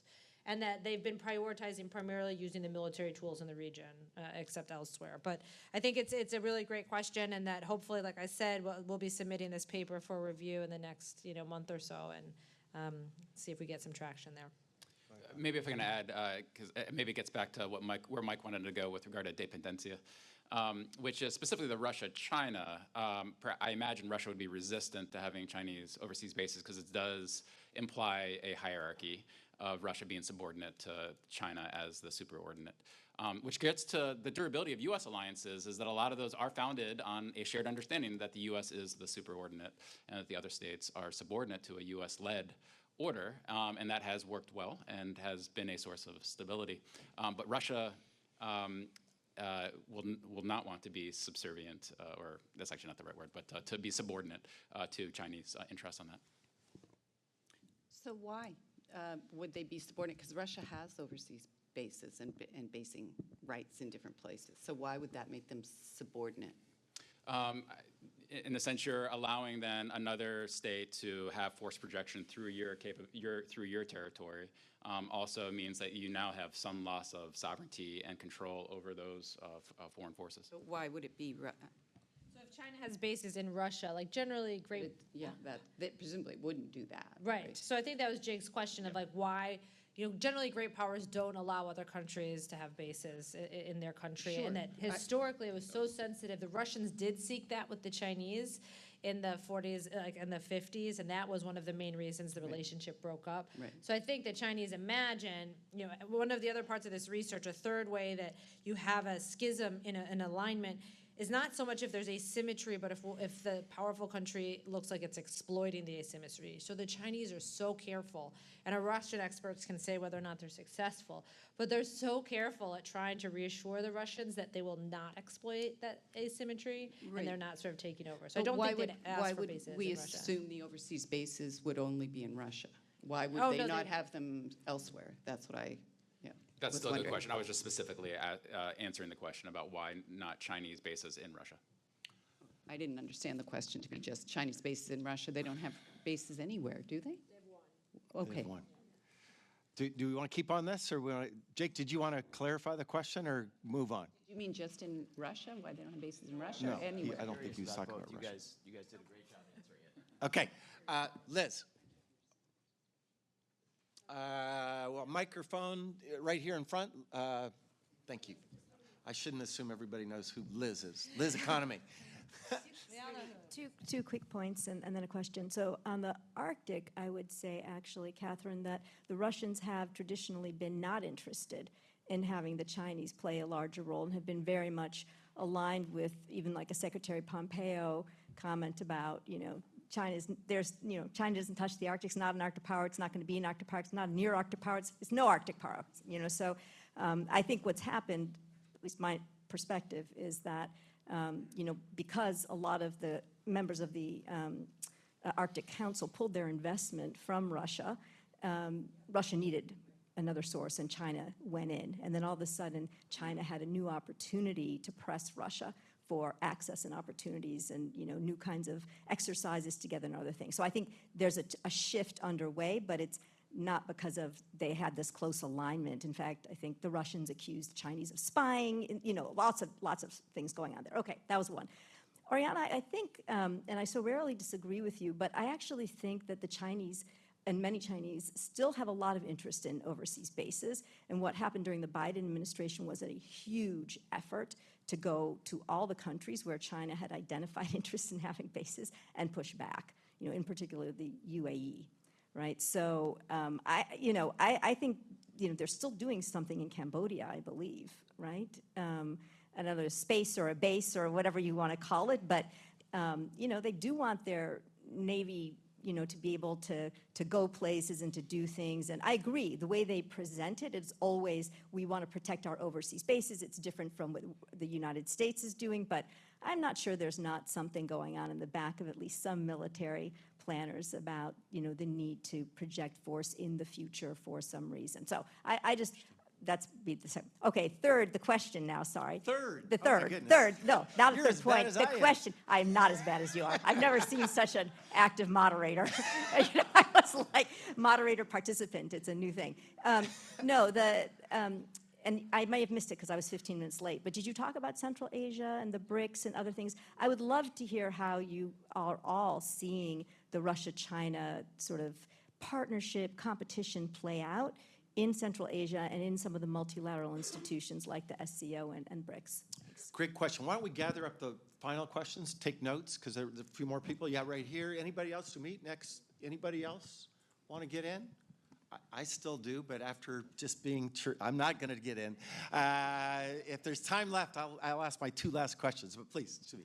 A little bit of a pushback on Chinese bases, because quite apart from Djibouti, which ostensibly was for anti-piracy operations, but there's a great deal more that went on in Djibouti and goes on.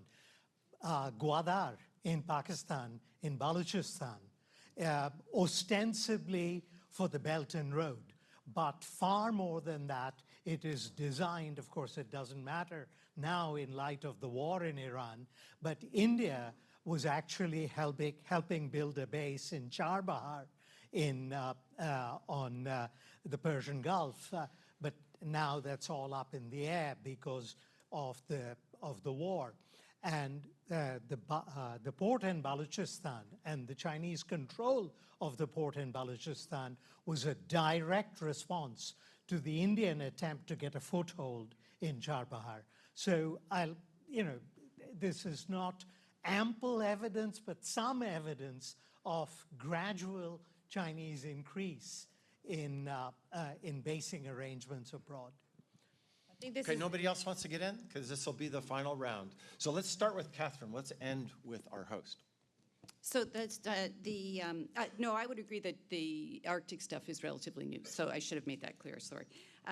In terms of Central Asia, yeah, I had it in my notes to talk about Central Asia, but we never got there. So I'm glad Liz raised that. So it's really interesting because you would think that, and we predicted that there would be a lot more tension and more sort of clashing in Central Asia, and it hasn't really materialized that way. And I think partly because they have kind of different interests there and different sources of influence over Central Asian states. So it could always, at times it's almost been Central Asian states kind of, in a new great game manipulating both sides. And there is literature on that, to be sure. I think that investment by China is in some areas, especially in infrastructure, that's okay by Russia, as long as it stays stable. And Russia's main interest is having a stable Central Asia, and that provides sort of a buffer to drugs coming up from Afghanistan and whatnot, and any possible kind of Islamic radicalism. That's I think the central concern. Also Baikonur in Kazakhstan. Russia has other means of power, I think, and doesn't worry so much about the investment relative to other things it worries about. Because it also, in Central Asia, more people speak Russian than Mandarin. They get Russian television. There's infrastructural legacy from the Soviet period in terms of water and gas pipelines and whatnot. And so those deep ties are still there. There are a lot of Russian speakers also who fled to parts of Central Asia since 2022. So I think that's not, we haven't seen as much conflict there as we might, partly because they move in different ways and their interests are slightly different. We could in future, but I think not so much right now. Great, Kyle, I just was informed that Admiral Pomparo is going to show up in 20 minutes, and he's going to be on time because he's an admiral. So brief comments so that we keep on time. I was just informed by our fearless leader here. Yeah, thank you. It occurs to me that Central Asia and other regions are areas where the U.S. has opportunities to encourage states to for those to be places of friction, maybe between China and Russia, and or to just encourage a neutrality and independence. And so I think there's some success in the ASEAN countries in Southeast Asia, where they are not fully in lockstep, say, with China. And I think that's actually an opportunity for the U.S. as it's competing with both Russia and China. And I'll turn it to Oriana. I did that on purpose because if she goes over, it's her fault, not my fault. I will just say I did warn everyone that my position on overseas basing is controversial. But I'll just say I think there is a difference between what they're doing regionally and globally, and then the sort of strategic strong point argument that what China actually does in locations is different than trying to build an offensive military capability. And we have Isaac Cardon, who is here for this launch, who has an excellent paper on that in international security that I would recommend. But as my opinion is different than many others, I would very much encourage people that at noon, when Admiral Paparo is here, the Indo-Pacific commander, that someone ask him if he is concerned about, increasing overseas bases and what that might do for the Indo-Pacific. He will be joining us virtually at noon.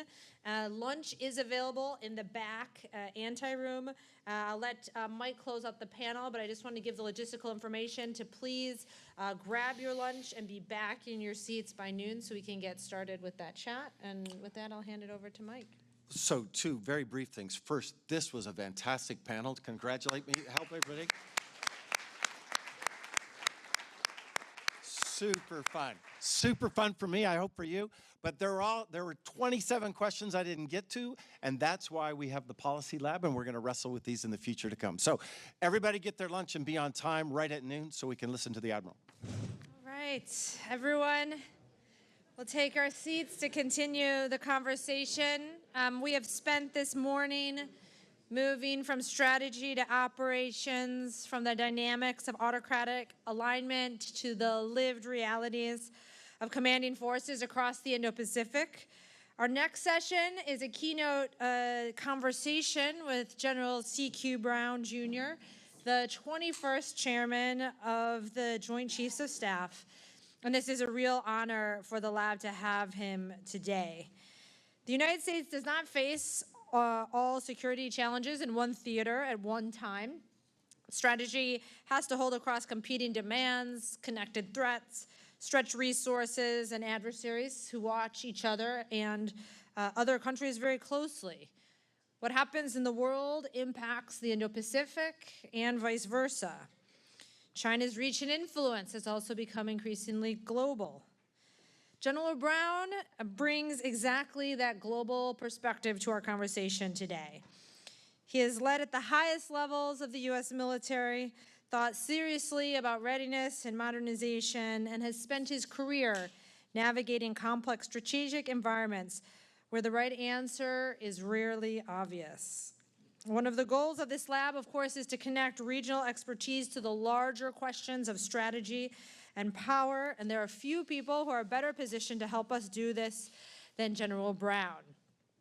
General Brown was, as I mentioned, the chairman of the Joint Chiefs of Staff, the nation's highest-ranking military officer, and principal military advisor to the President and Secretary of Defense and National Security Council. He also served as the 22nd Chief of Staff of the Air Force.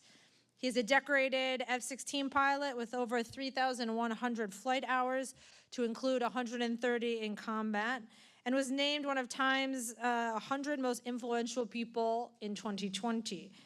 General Brown currently serves as the executive in residence at Duke University, the Hoover Institution's Susan McCaw Distinguished Visiting Fellow, and holds various board positions and advisory roles where he assists leadership teams navigate uncertainty in complex, high-stakes environments and helps to develop the next generation of leaders, which, of course, is a primary mission of the lab as well. General Brown, it is so great to have you join us here today for the launch of the Indo-Pacific Policy launch. Welcome. Okay, thank you. It's a great opportunity to spend some time with you. I know we had a chance to meet last week. I was in the area last week. Wasn't able to travel again this week, but appreciate the opportunity to spend a few minutes with you and share some thoughts. Of course. Now, to start with, I'm going to, have a very broad question. Given where you sat, you were able to look at the global security environment, assess all the national security interests and priorities. As a senior military advisor, what would you say now are, should be U.S. national security priorities?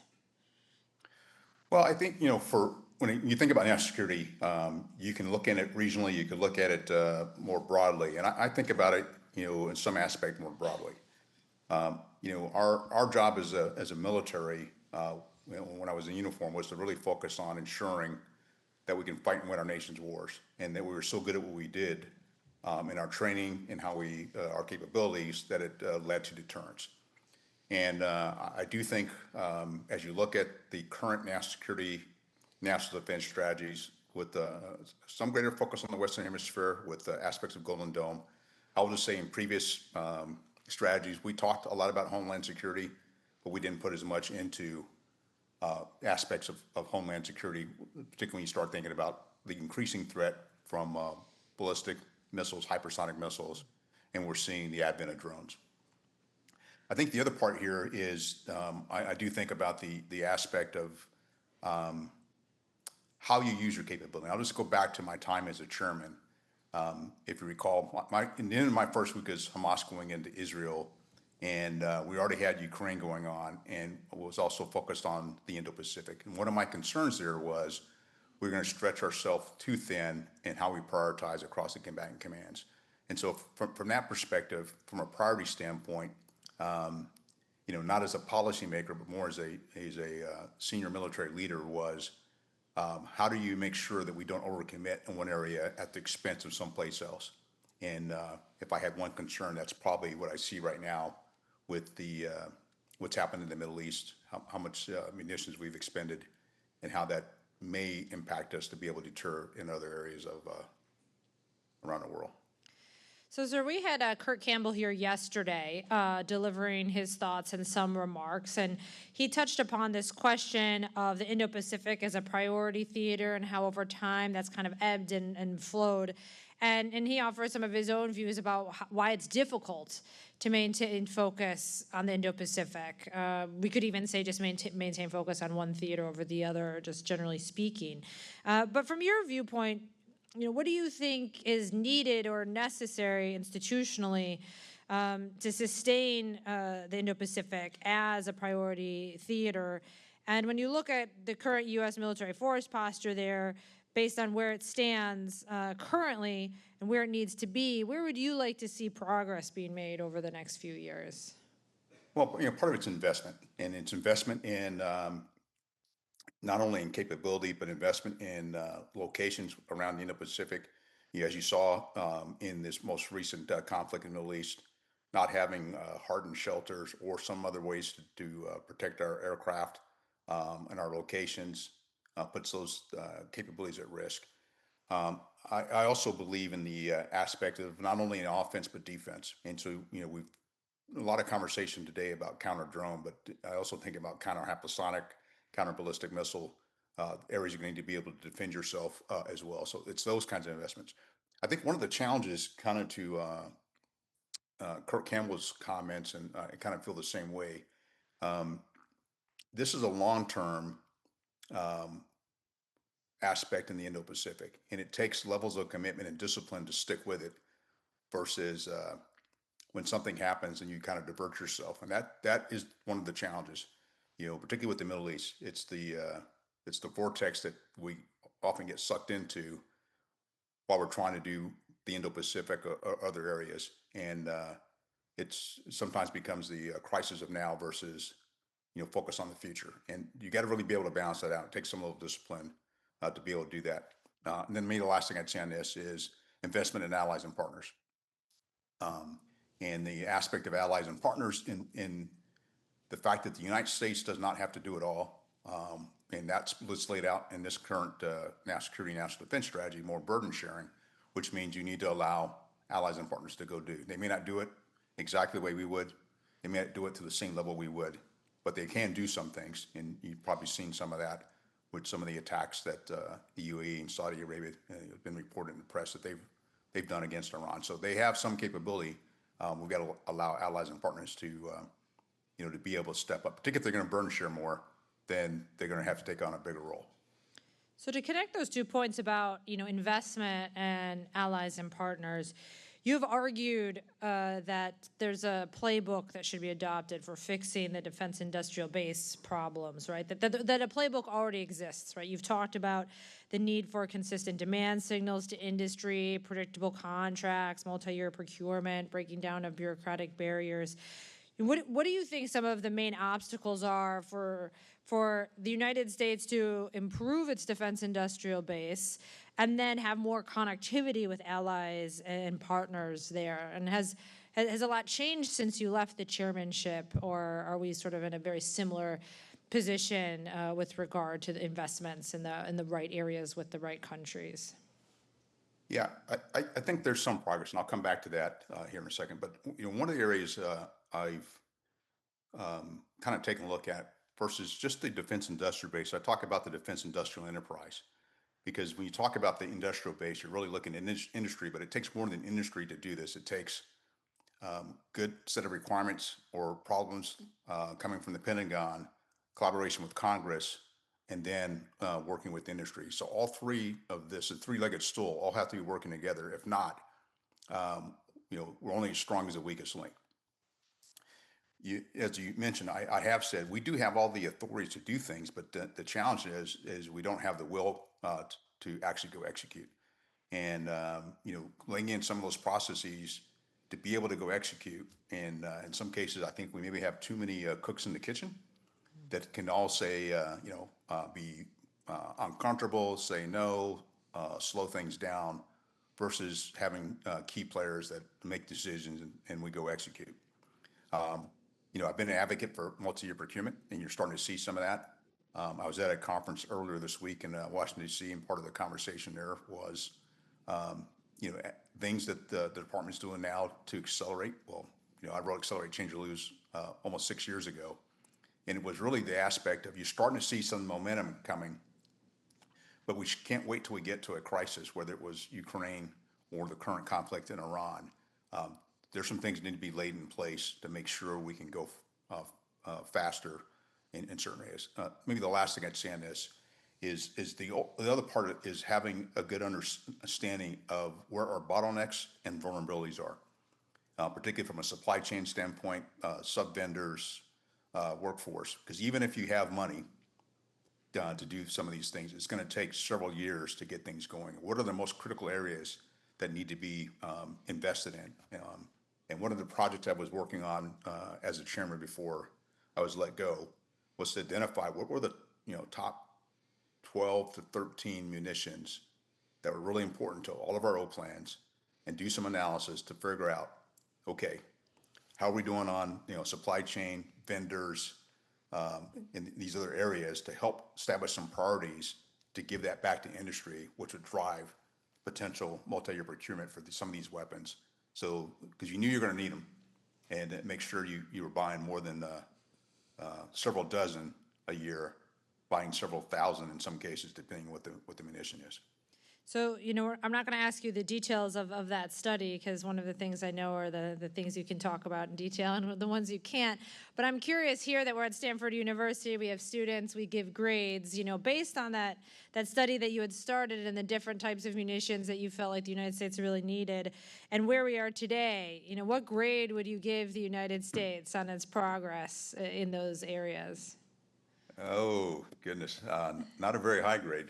It would hurt somebody's GPA, let's put it that way. You have a very belligerent student that's going to fight you on that grade if you give him a low grade, probably, right? Yeah, so some ambiguity in the answer, I understand. Actually, there was a piece that was shared with me from someone at Hoover that was written by, it was a essay contest for students, and I think the student was out of Harvard, but had some ideas about, how do you look at this? And really, one of the things I looked at and what the student laid out is, if we know what our capacity is today, and we know we want to get to a certain capacity by X amount of time, we should know that answer today.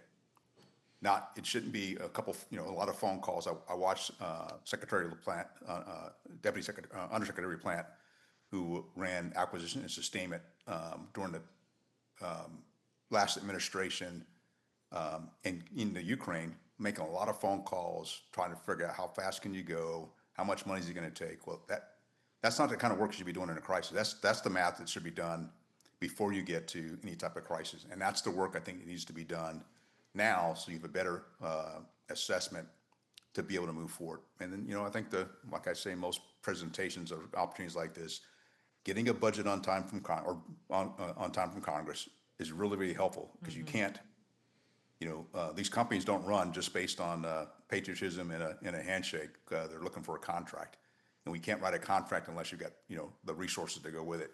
And that's why I'm a believer in the multi-year, because it does give some level of stability to industry. It also maybe ties the hands a little bit of the department and with Congress, so that you actually have some predictability. And once you have that predictability, I think operating above the line, that's one thing. To go a little higher, but never go lower than a certain number in production. And that just makes sure we keep the machine warm and ready, and we can much easily surge in a crisis because we've got the pieces and parts already in place. So speaking of priorities and ranking things, I know we're not supposed to play favorites, but I want to talk about some of our allies and partners in the Indo-Pacific and ask you, in your view, what are some of the partnerships that you see as the most consequential, that if the United States really had to focus time and resources on that you think those are the most important ones for us to deepen cooperation with, deepen interoperability with, or what have you? Yeah, well, I think I would take some of the work I was doing, both as a PACAF, well, actually all three, PACAF commander, Pacific Air Forces commander, as the Chief of Staff of the Air Force, and as the chairman. And we would talk about the Quad, and we called it the mini Quad. So the Quad was Japan, the United States, Japan, Australia, and India. In the mini Quad, you take out India and put it in the Philippines. And so building the relationship between those countries was important from an aspect of capability and willingness to use that capability, access, basing, and overflight, were also key aspects, particularly for Japan and the Philippines. And really strengthening the Philippines was also part of this, and the work that Australia and Japan were doing with the Philippines as well. And then you also saw aspects of India and Japan working together as well. So those are the countries that, from my perspective and in my experience, and those that I dealt with, whether it was the air chief or the chief of defense, we have good work relationships. I could also see the work being done by Japan as they tried to operationalize more of their force, and you can see that with the change in the United States with the change in USFJ from being more of moving towards an operational command versus a alliance maintenance responsibility. So we do talk, and I think, rightfully so, about cooperation with our allies and partners and the Quad and others. But as long as I've been studying China now, 20-something years, we talk less and less about cooperation with China. And when I first started my Air Force career, I started as helping with translations for mill-to-mill exchanges that were happening between our two sides that were happening with much more frequency. I'm curious, what your takeaways are from the recent summit between President Trump and Chinese leader Xi Jinping. And, I get asked this question a lot. I don't have a good answer for it, so I'm hoping you have a better answer that I can take as my own in the future. Are there areas of cooperation that we can seek with China and the Chinese? And if so, what would those be? Now, I don't. Well, I'm not sure how much cooperation, but I think one of the things that this current national security strategy you mentioned was having a decent peace. And I think when you look at what came out of this particular summit, what it really laid out was not to escalate, but it was more of a favorable truce in certain areas and maybe in some transactional. So if there's any cooperation, it's the aspect of cooperation associated with not creating additional issues going forward. So I don't know that I would see it as cooperation, but it's ways to make sure we don't have additional factors as to become an issue. You have said, if you don't understand the other side's culture, then your message, especially in the realm of deterrence, might not land. And I think one of the things with exchanges with China is that there's always the potential of miscommunication if we don't have increased connectivity. You have this role now at Duke. You've been engaged in kind of educating others in the areas of your expertise. One of the missions of the lab, of course, is training and educating the next generation of experts on the Indo-Pacific region. Along the lines of that mission, do you see any sort of strategies, approaches, issue areas that are more important or more successful when we think about building the next generation of leaders, whether they be in our students, in our military, or in the government? What would some advice be that you would give to them as they move forward? Yeah, so I think one of the things that I think about like when you mentioned my position at Duke, and I have a joint appointment in their public policy school and their engineering school. And so one aspect of deterrence is the technical capabilities we have, but it's also what I believe is the cultural awareness that we have as well. And that was one of the things that when I wrote Accelerate, Change, or Lose, and one of the action orders was on competition. The competition in this case wasn't about who had the better weapon system. It was really to better understand the culture of our adversary. Because my concern here is that it's very easy for us to mirror image, and I saw that again as my time as the commander of Pacific Air Forces, where we would do certain things and we assumed that it was going to have a certain impact on the PRC. And I had the privilege to, when I was a PACAF commander, to have a bilateral engagement at the Seoul Air Defense Exposition with the People's Liberation Army's Air Force's Northern Theater Commander. And I had my interpreter, who grew up in Beijing, was going to be a diplomat, but immigrated to the United States. And she, after we got done, because he used the Confucius idiom with me that went over my head. She explained what he was trying to communicate to me. And that really resonated with me because we could be talking to each other, but talking right past each other and have no idea, what the nuance is in the conversation. And by having someone who's culturally savvy, that understands the aspects of what's being said and what's not being said and how it's being said, the tone, and really when it's translated. I mean, all these these are factors that kind of give you greater insight. And that's the part of, I think, as you look at you training the next generation, is the more you can learn about other countries and other cultures, I think you're more adept at being able to figure out and listen a little bit more. And then just aspects of human nature as well. And for me personally, with a degree in engineering, I didn't get a whole lot of social sciences, and so it was all based on OJT as a senior, as a leader, and then becoming a senior officer and spending a lot of time overseas as a general officer. And I think all those are factors that can make a young person more savvy in a conversation if they're going to go into working as a diplomat or working in national security.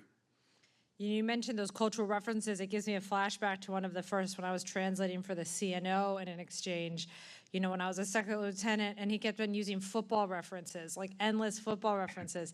And then was wondering why, he said a sentence and it took me 4 sentences to translate it, because I would have to translate it and then explain what the football reference was and then explain what it meant. And it got very convoluted. I'm curious, given that, as you sort of mentioned with your background and the next generation, and Secretary Austin put forth this idea of integrated deterrence, right? Deterrence operates across many domains. You just alluded to cultural, but there's military, economic, diplomatic, informational. When you look at all the different ways, and we can talk about deterrence or just broader influence or shaping of events elsewhere, where do you think U.S. and allied strengths lie? And where do you think we have the greatest weaknesses and have the most work to do? Well, I think our strengths are really the relationships we have with allies and partners. I mean, and these are long-term relationships that we've had over the years. And when you think about integrated deterrence, it's not only what we do from a military to military perspective, but it's also how we work within our interagency and make those connections with the interagency from other nations as well. So I think that's an area of strength. Relationships do matter, because I'm a believer that you never want to cold call in a crisis and you never want to burn a bridge. And so, building these relationships before you need them are really important. And one of the things I found is even when there's difficulties politically, our military to military relationships typically stay pretty strong. And so that is a strong point. I think one of the weaknesses we have is we don't work as well together interagency-wise. And we tend to build solutions in our own silos and then don't have a good way to pull them all together. And actually, when I was at Hoover last week, Secretary Gates was there for an event, and unfortunately we didn't get a chance to speak. But a couple of years ago, I'd read his book, Exercise of Power, and he talks about having a symphony of power when you're talking about using all the instruments of power. And when I talk publicly about it, I go, we don't have a symphony, but we are better than a garage band, okay? And the goal is to become a symphony where what your diplomats are doing, what's happening in commerce and treasury. So when you're doing things from an aspect of a military option that you're providing for the Secretary of Defense and the President, it fits nicely with the other options being provided by other parts of the interagency, and understand the capabilities of our allies and partners as well. And they have their own political either limitations or sometimes authorities that we don't have. And the better you understand those, the better you can put together options that will increase not only our national security, but the national security of our allies and partners as well. And so that to me is maybe one of the weaknesses, and realizing that those take more time sometimes to pull together. And that was one of the things I focused on as the chairman, is that I talked about the levers you could pull. One lever is to deploy force. That's the easy lever. These others, working interagency, working sanctions, working diplomacy, take more time, and you've got to really start earlier, and it's harder sometimes to assess, and because you're really trying to change behavior, and so it does take some time to assess whether or not it's going to be successful or if it's trending in the right direction based on what you're trying to achieve. So, we are not the only ones in the international system pursuing deeper relationships. We had a conversation, a panel this morning about the China-Russia relationship and how that is evolving. So I wanted to get your thoughts on how you view the China-Russia relationship and the way that it, should influence our thinking about security in the Indo-Pacific. And also, given that China and Russia are both nuclear powers, it seems like this might be the first time in a long time that we're, facing simultaneously two nuclear powers that, on aggregate could outmatch the United States. How do you think about some of those issues moving forward? Well, just the aspect of those two countries working more closely together. And if you go back to the 2018, in the first Trump administration, that national security, national defense strategy, the goal was not to push them together. And they were probably working more closely together, maybe not as overtly as you might imagine, but the fact that they're able to do things that are maybe not, I wouldn't say covertly is the right term, but able to support each other in various areas that go against, what the United States national security objectives might be, and those of like-minded nations like the United States. And so as they work together more and more, it can be, it should be more and more concerning. And then on top of that, as you highlighted, they're both nuclear powers, and that also complicates things based on what we had to do during the Cold War and how we only had one major nuclear power we had to deal with. Now that you got a second one, it does complicate things, and you're trying to play all sides, and so even nukes or no nukes, it's still because it's fairly complicated, and that's something we've got to pay attention. Which is why it's so valuable, as you mentioned, having the next generation, who will actually be the ones in the chair dealing with some of these problems, to start their development now, to start thinking about some of these complex issues so they're better prepared ahead of a crisis. So, we've talked about China, Russia, allies, and partners. One player that has come up periodically in these discussions that we haven't talked about yet is India. And I'm curious about your viewpoints about India's role in the international system and the role that it plays in creating or contributing to stability in the Indo-Pacific. Well, one of the things, it's one of the biggest democracies there in the Indo-Pacific. And I think the other piece there is that they're no friends of the Chinese. They've tended to get most of their capability from the Russians because of that. But then, that creates another challenge for India as well, and for us in some aspects. But I will tell you that I do, from my going back to the 2018 timeframe and beyond, I did see a growing relationship to the United States and India, and the ability to do some things we hadn't been able to do in the past. For example, COPE India, one of the major fighter exercises that got restarted when I was the commander of Pacific Air Forces, and it had about a 7-year hiatus, and the Japanese showed up as observers. The fact that we got a bomber B-1 in for one of their air shows, the first time we'd had a bomber land in India since World War II. So you do see growing opportunities with India, but by the same token, they tend to use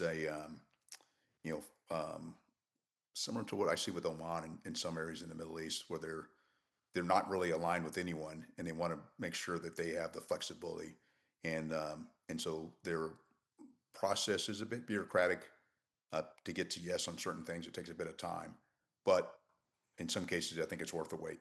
And it's and that's I would say with a lot of allies and partners, they may not move at the same pace, but we've got to give them some grace and be able to communicate with them to move in a direction that is mutually beneficial for the security for both of our nations. Well, before I open it up to questions from the floor, so people, please get ready with your questions, and the microphones will come to you. I want to ask a final question that's much more about the lab itself and the role that the Indo-Pacific Policy Lab here at Stanford can play. Researchers and military strategists operate on very different timelines, right, and with very different constraints. When you were in your role, whether as chairman, PACF commander, CSAF, what are ways that academic institutions, research in particular, can be more useful to partners like yourself that are making decisions under pressure? What are some of the lessons learned that you have that maybe you can share with us about ways to translate that rigorous, important, in-depth academic research into analysis that can be useful for senior decision makers like yourself? Yeah, I think one of the key areas that is helpful is to get aspects of the research before you have a complete finished product. And what I mean by that, it's very easy to spend a year researching something, wait till you get to everything published, and realize you've got to do peer review in some other areas. But there's certain parts of the research that you feel pretty confident in. You've gone to peer review. Um, Release that in small snippets, and it'll come in, and then you can include it in the bigger project towards the end. But the earlier you can get some of the information out, the better off I think we all will be, because you have some insights. And then it will create some of the dialogue that would be helpful to go back and forth, to maybe in some cases challenge your assumptions, because as a researcher, you may adjust your approach. By the same token, a senior leader may adjust their approach just by the fact that information is available. And then maybe the last thing I'd say on this is one of the things that I was doing, I really started as a Commander of Pacific Air Force, but I was really doing a lot as the chief and the chairman, was I would have either dinners or roundtables, and I called it a campaign on learning. And what I would try to do is I pick topics and bring together people from think tanks, authors who'd written on the topic, academia, and I purposely tried to find people that had different perspectives on the same topic. And my goal was, and I told them at the beginning as we sat down, if we got to a point where they're debating and I'm just listening, I invited the right people, because I wanted to hear multiple sides of the same issue and not get groupthink and everybody say, yep, we all agree. I'd rather have people that would disagree and challenge each other by the topic.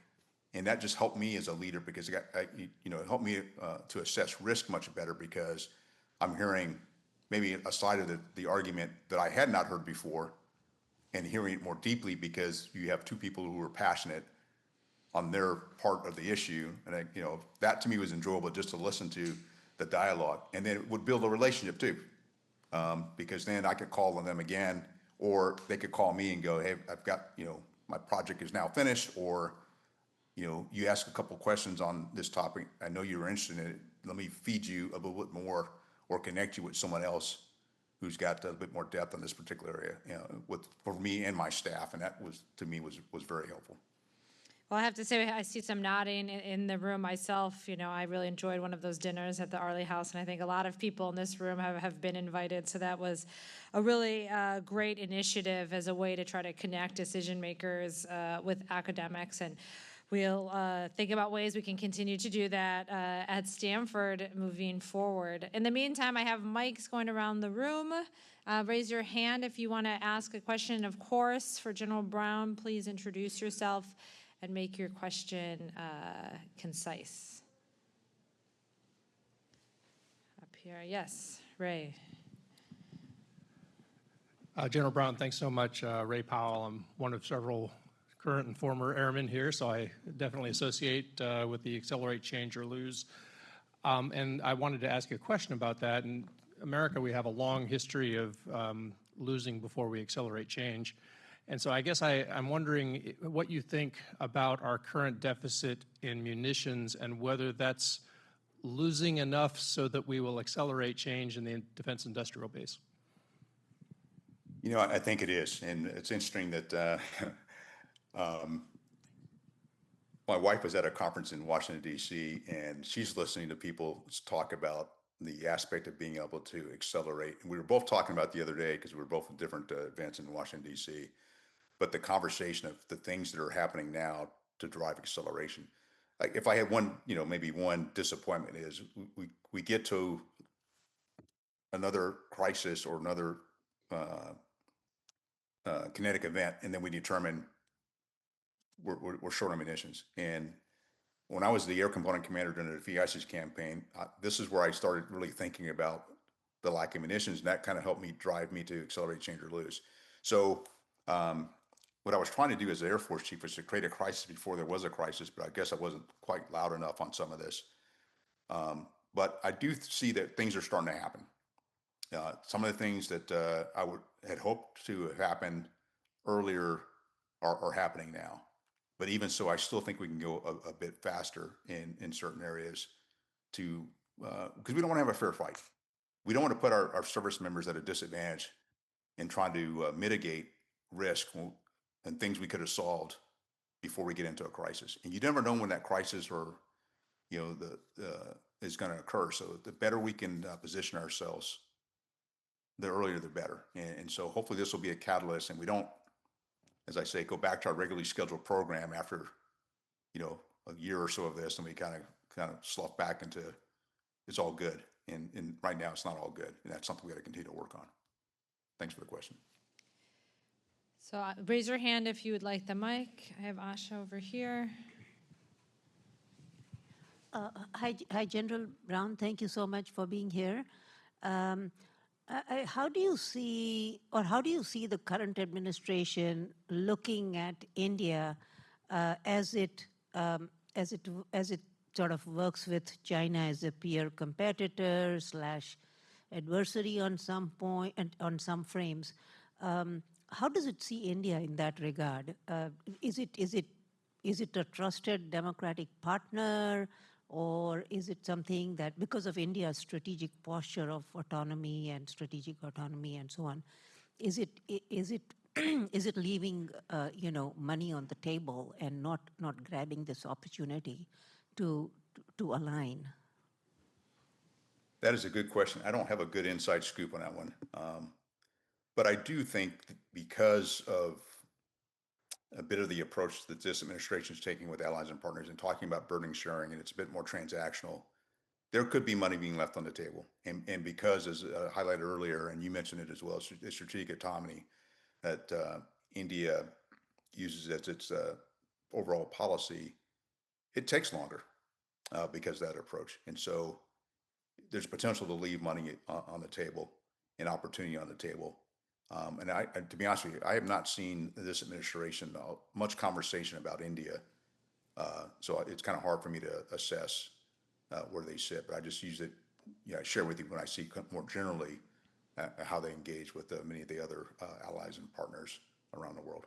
I think it really highlights, that's a comment we can make generally about India, whether it is, this administration's current focus, or even, how much we have coverage of India, here at Stanford, or in particular in the Indo-Pacific Policy Lab. There's definitely a lot more area for growth there. Along those lines, given you talked about your dinners and engaging with academics, if you could hand researchers 2 or 3 questions, or research agendas or research areas that you think would be the most helpful for strategists to understand right now, areas that you believe are kind of underexplored or there's a lot more knowledge to be shared, what would those be? What would you like to hear more about?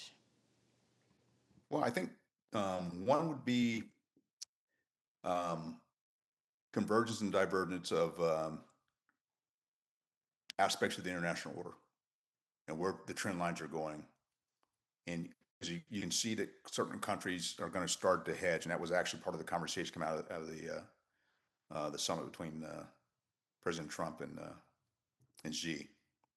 So where and how will they hedge? I think that'll be interesting.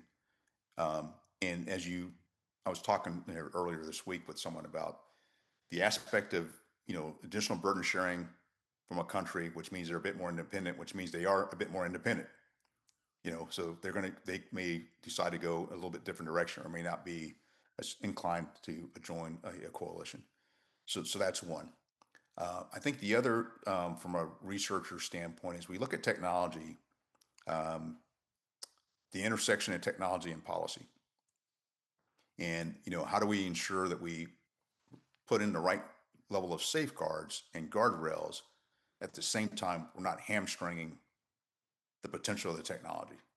And so that requires some level of education for policymakers, so they can understand the technology, but also for technologists to understand what policymakers have on their mind to and how they can also help them identify the risk that they should be concerned with. And then maybe the last thing, again, with technology is the applications with an operational concept.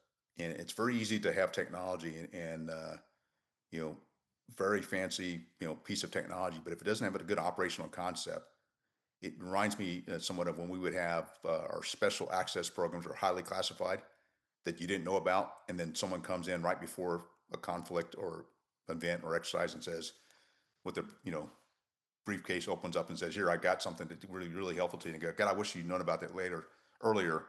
But how do I, incorporate that into what we're doing? How do I train to it?" And maybe one other thing I would also, since I mentioned training, and when I talk to others, when you do have this new technology, it needs to be almost intuitive training wise. If you think about the aspect of our smartphones that we have today, you don't get an instruction book when you pick up your phone from the store. It's pretty intuitive, and you can do a little bit of trial and error, but because of the user interface, you can typically figure it out. And if not, there's probably a YouTube video someplace that someone's developed to help you.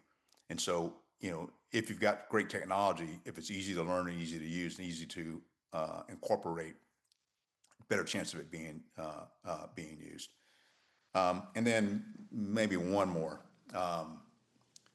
I do think about how we prepare for the workforce of the future. And one of the things that one of the dinners I hosted was to kind of take a look at, what kind of workforce we need in the future. And you think about, and this is before AI got really big. So we're in a different place. And AI is not going to come in and solve everything, but it's going to have application in different places. So how do we better train our future generation? And one of the conversations I had when I was at Duke was the use of AI in the academic setting. And there's debates about that. And you can say, don't use it. Well, then you're going to be one step behind when you finish your education. Or how do you use it smartly? And so those are the kinds of things that I also think we all have to think about. All right, I think we have time for maybe one or two more questions. Sure, Mike. Mike McFall, we're waiting for the mic. Here you go. General Brown, good to see you here. Mike McFall from Stanford and Hoover. Just along those lines, could you say a little bit more about what has surprised you regarding technology and AI as well in the Russia-Ukraine war? Now that it's gone on for 4.5 years, we hear a lot about Ukrainian modernization. How are you assessing what the Russians are learning?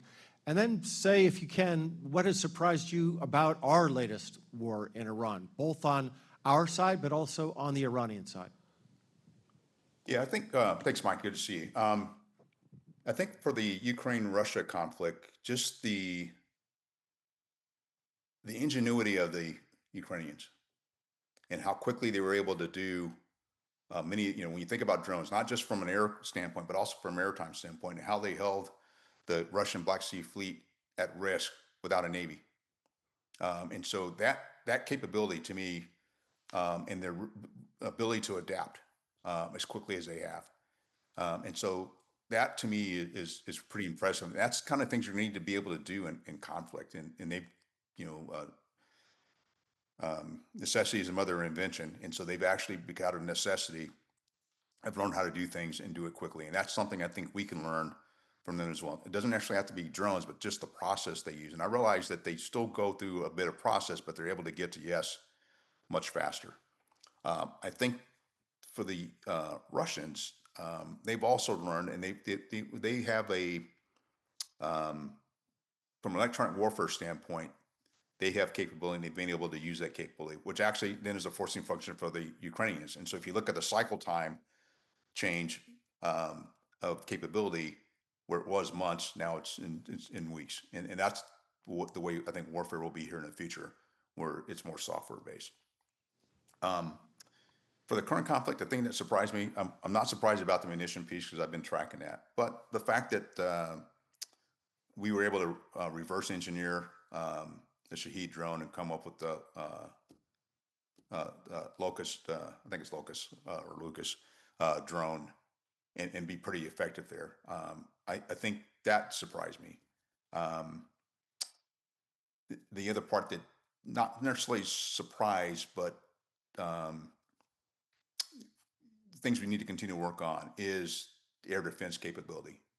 And having been an air component commander twice, where you have responsibility for integrated air missile defense, you look at the drones, you look at the ballistic missiles, all those kinds of things, and the counter drone capability, I think is important as well. And so, the ability to target, and you saw the photo of the AWACS that got struck. Surprising, but not so surprising. And this is something I think we've known was going to be at risk. And as I say, you can't use hope as a course of action and hope it's not going to happen. Well, those are the kinds of things we've got to dig a little deeper, and you got to put the resources behind it to ensure that our capabilities and in particular our service members are protected, and so they can do the job the nation's asked them to do. I know we're running out of time, sir, so I'm going to ask kind of a final question here. At myself and at the Indo-Pacific Policy Lab, we study conflict largely to better create conditions for peace. And maybe not everyone in this room, but if you went back 5 years, I think very few people would have predicted that the wars that would be ongoing right now would be Ukraine and Iran. And so I'm curious, when you look at potential flashpoints, whether it's the Korean Peninsula, Taiwan, what have you, like what are some of the areas that you think we should be most focused on in creating the conditions for peace over the next 5 years? Well, I think that the real key point here is how each of these conflicts are interconnected, and looking at the players. And if you going back to your question earlier about what researchers could take a look at, is how things are interconnected and what various countries value associated with this. I just listened to a podcast, actually, not a podcast. It's a book entitled "The Fourth Turning is Coming," or "Fourth Turning is Here," and it talks about the cycle of about every generation, because you get so far removed, about 100 years out, that you don't remember the major conflict before. And what the book highlighted was World War II didn't start like on one day. Depending what country there was a series of conflicts that were happening low level in the 30s up until the early 40s that all drove towards World War II. And I think that's the part for us to pay attention to. You got two, kind of ongoing conflicts. You've got greater tension around the world. The information space, things happen much faster because of the information space. You have AI making things happen faster.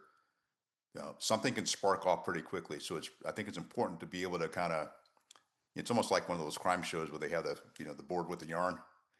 How do you connect the dots to see what dot's going to get connected sooner than later? What trend line is going in a direction, and how do you then better prepare ourselves to deter, to realize there's a second order impact to everything we do, or everything any country does, and could that be the catalyst to kick off something else, where I wouldn't say things spin out of control, but you don't want to surprise yourself, and this is why I think researchers and others, taking a look at these will be important. Well, General Brown, thank you so much for joining us. I feel like as a partner in crime, I'm happy to be up at that board with you, trying to connect those dots and figure out what we want to do next. Please, everyone, join me in thanking General Brown for his remarks today. Thank you. My pleasure. And we're happy here at the Indo-Pacific Policy Lab to give you yet another excuse to come spend more time with us in California. So hopefully we can do something in person in the future. Thank you so much. Okay, take care. We are now going to turn to our next panel on U.S. national security strategy in China. And this discussion brings us to one of the central questions facing strategy today. How should the United States and its allies and partners compete, deter, cooperate where possible, and in general sustain a long-term approach to China in a rapidly changing global environment? I'm delighted to welcome our moderator today, Lieutenant General Jennifer Short, who will introduce our panelists and get us started. General Short is a senior national security leader with more than 30 years of experience shaping strategy at the highest levels of U.S. defense. She most recently served as the senior military assistant to the Secretary of Defense under 2 administrations, advising on global strategy across the Indo-Pacific, Europe, and the Middle East.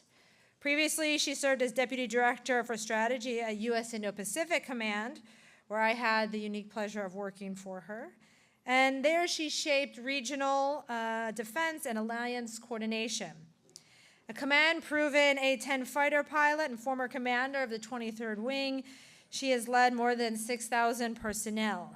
She holds degrees from Arizona State University, Touro University International, and the National War College. I'm going to pass it over to her to introduce the panelists and get us started on this conversation today. Thank you so much, and to General Short. Thanks, Oriana. Really kind introduction. Okay, so I will be moderating today's session, and I'm so happy to be here for the launch. So again, thanks, Oriana, and congratulations. Okay, so today's panel takes on one of the most consequential strategic questions of our era: how the United States should position itself against China across military, economic, technological, and diplomatic dimensions simultaneously and under real resource and political constraints. To work through that, we have 3 fabulous panelists.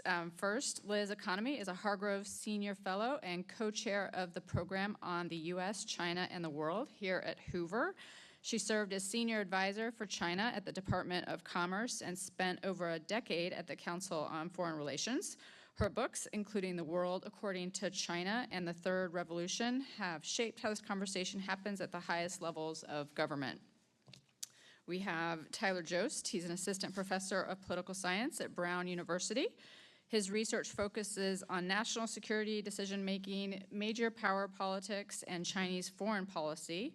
His first book, Bureaucracies at War, won several awards, including the Robert Jervis International Security Book Award.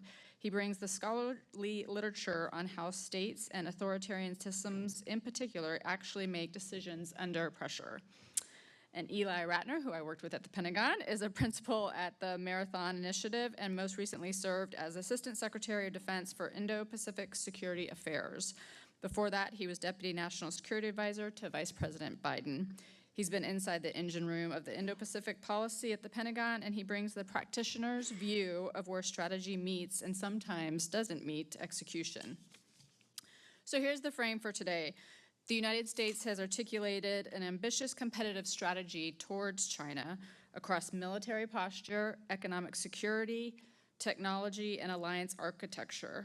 The question this panel is going to pressure test is whether that framework is actually built for the competition that we're in, because there is a meaningful gap between what has been declared and what has been resourced, implemented, and sustained across political transition. That's what I want us to get at today, not just the diagnosis, but where the strategy holds, where it doesn't, and what it would actually take to close that distance. We also have the benefit, and in my mind, the weight of following Admiral Paparo and Admiral Brown. Between them, you heard, they've commanded at every dimension of U.S. military power relevant to this competition. And what you heard from them today wasn't analysis at a distance. That was, ground truth from people that had to execute and prepare for that strategy. So this panel's job is to now interrogate whether the strategy itself is adequate to what they described and what it would take to close the gap. So to all panelists, and I've been told we're going to start with Tyler, before we get into specifics, let's establish a shared baseline. How would each of you characterize where the U.S.-China competition stands today, and is Washington's current national security framework built for the competition it's actually in? Okay, I assume the reason I'm...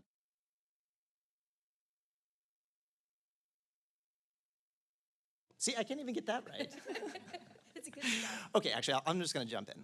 Okay, so I think it's helpful before you start talking about competition between the United States and China to think a little bit about what the competition is about, what it's fundamentally driving towards. And this is stylistic and simplifying, of course, but I tend to put the competition into 2 big buckets.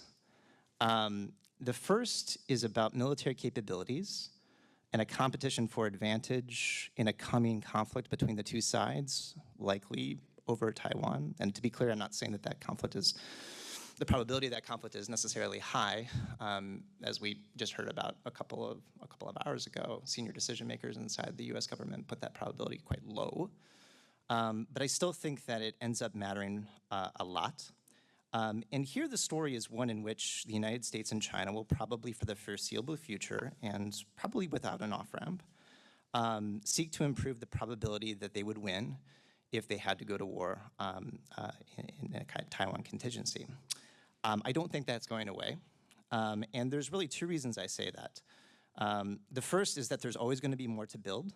And neither side, neither Washington nor Beijing, shows signs of either political or economic constraints on the ability to modernize their militaries to gain the next step of advantage, right?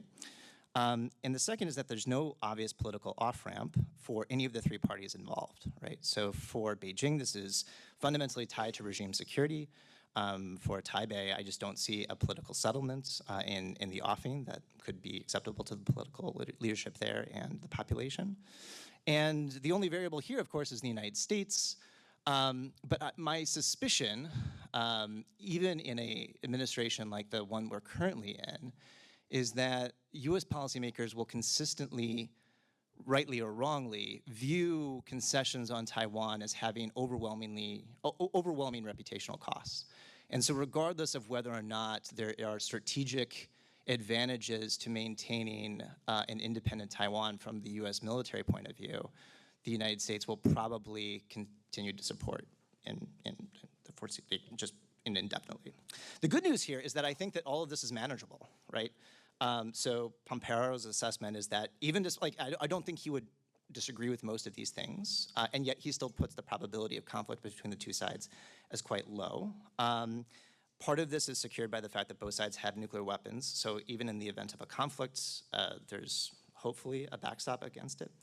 And look, the United States has spent tons on defense, even before it identified the PRC as a military competitor.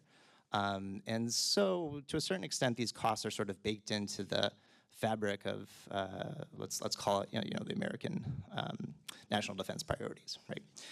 But there's a second layer to the competition, which is the one that I think is the more important one, and where we see the most variation in how the United States has changed its perceptions regarding Beijing, and how those perceptions have been, refracted through the way in which it views competition globally. And that is a competition for influence, in which, so if you think about that first dimension, and that's influence globally, if you think about that first dimension as being driven by a perception of threat that the other side can inflict physical cost upon you, in this case involving some scenario with Taiwan, the second dimension has to do with the ability of the other side to impose costs on governance structures. And that can be domestically, as I think is most evident in the case of Beijing, right? So Beijing has apprehensions that the United States, through its international policies, makes it more difficult for the CCP to govern at home. But then in the international context, and I think this is a little bit more salient in the context of Washington, but I see Beijing slowly over the course of the last decade or so becoming more involved in this domain as well, as seeking to govern populations well beyond its borders, right, through international governance, international institutions, international organizations, and so on and so forth. And both sides, just as the Marshall Plan put costs on the ability of the Soviet Union to control satellites in Eastern Europe, there are costs associated from the US perspective when the BRI is launched, and that threatens the ability for the US to maintain influence in all these third-party countries that exist in the spaces between major powers, such as the United States and China. And I would argue that if you look at the evolution of US-China relations closely, actually that first dimension, this is one of the reasons I'm optimistic that the sort of foreseeable military competition between the two sides is not going away, is not necessarily a bad thing, is because the United States, it's not as if the United States woke up one day in sometime around 2016, right around the time Eli was writing that piece with Kurt in Foreign Affairs, and was like, oh, the PRC has been building up its military.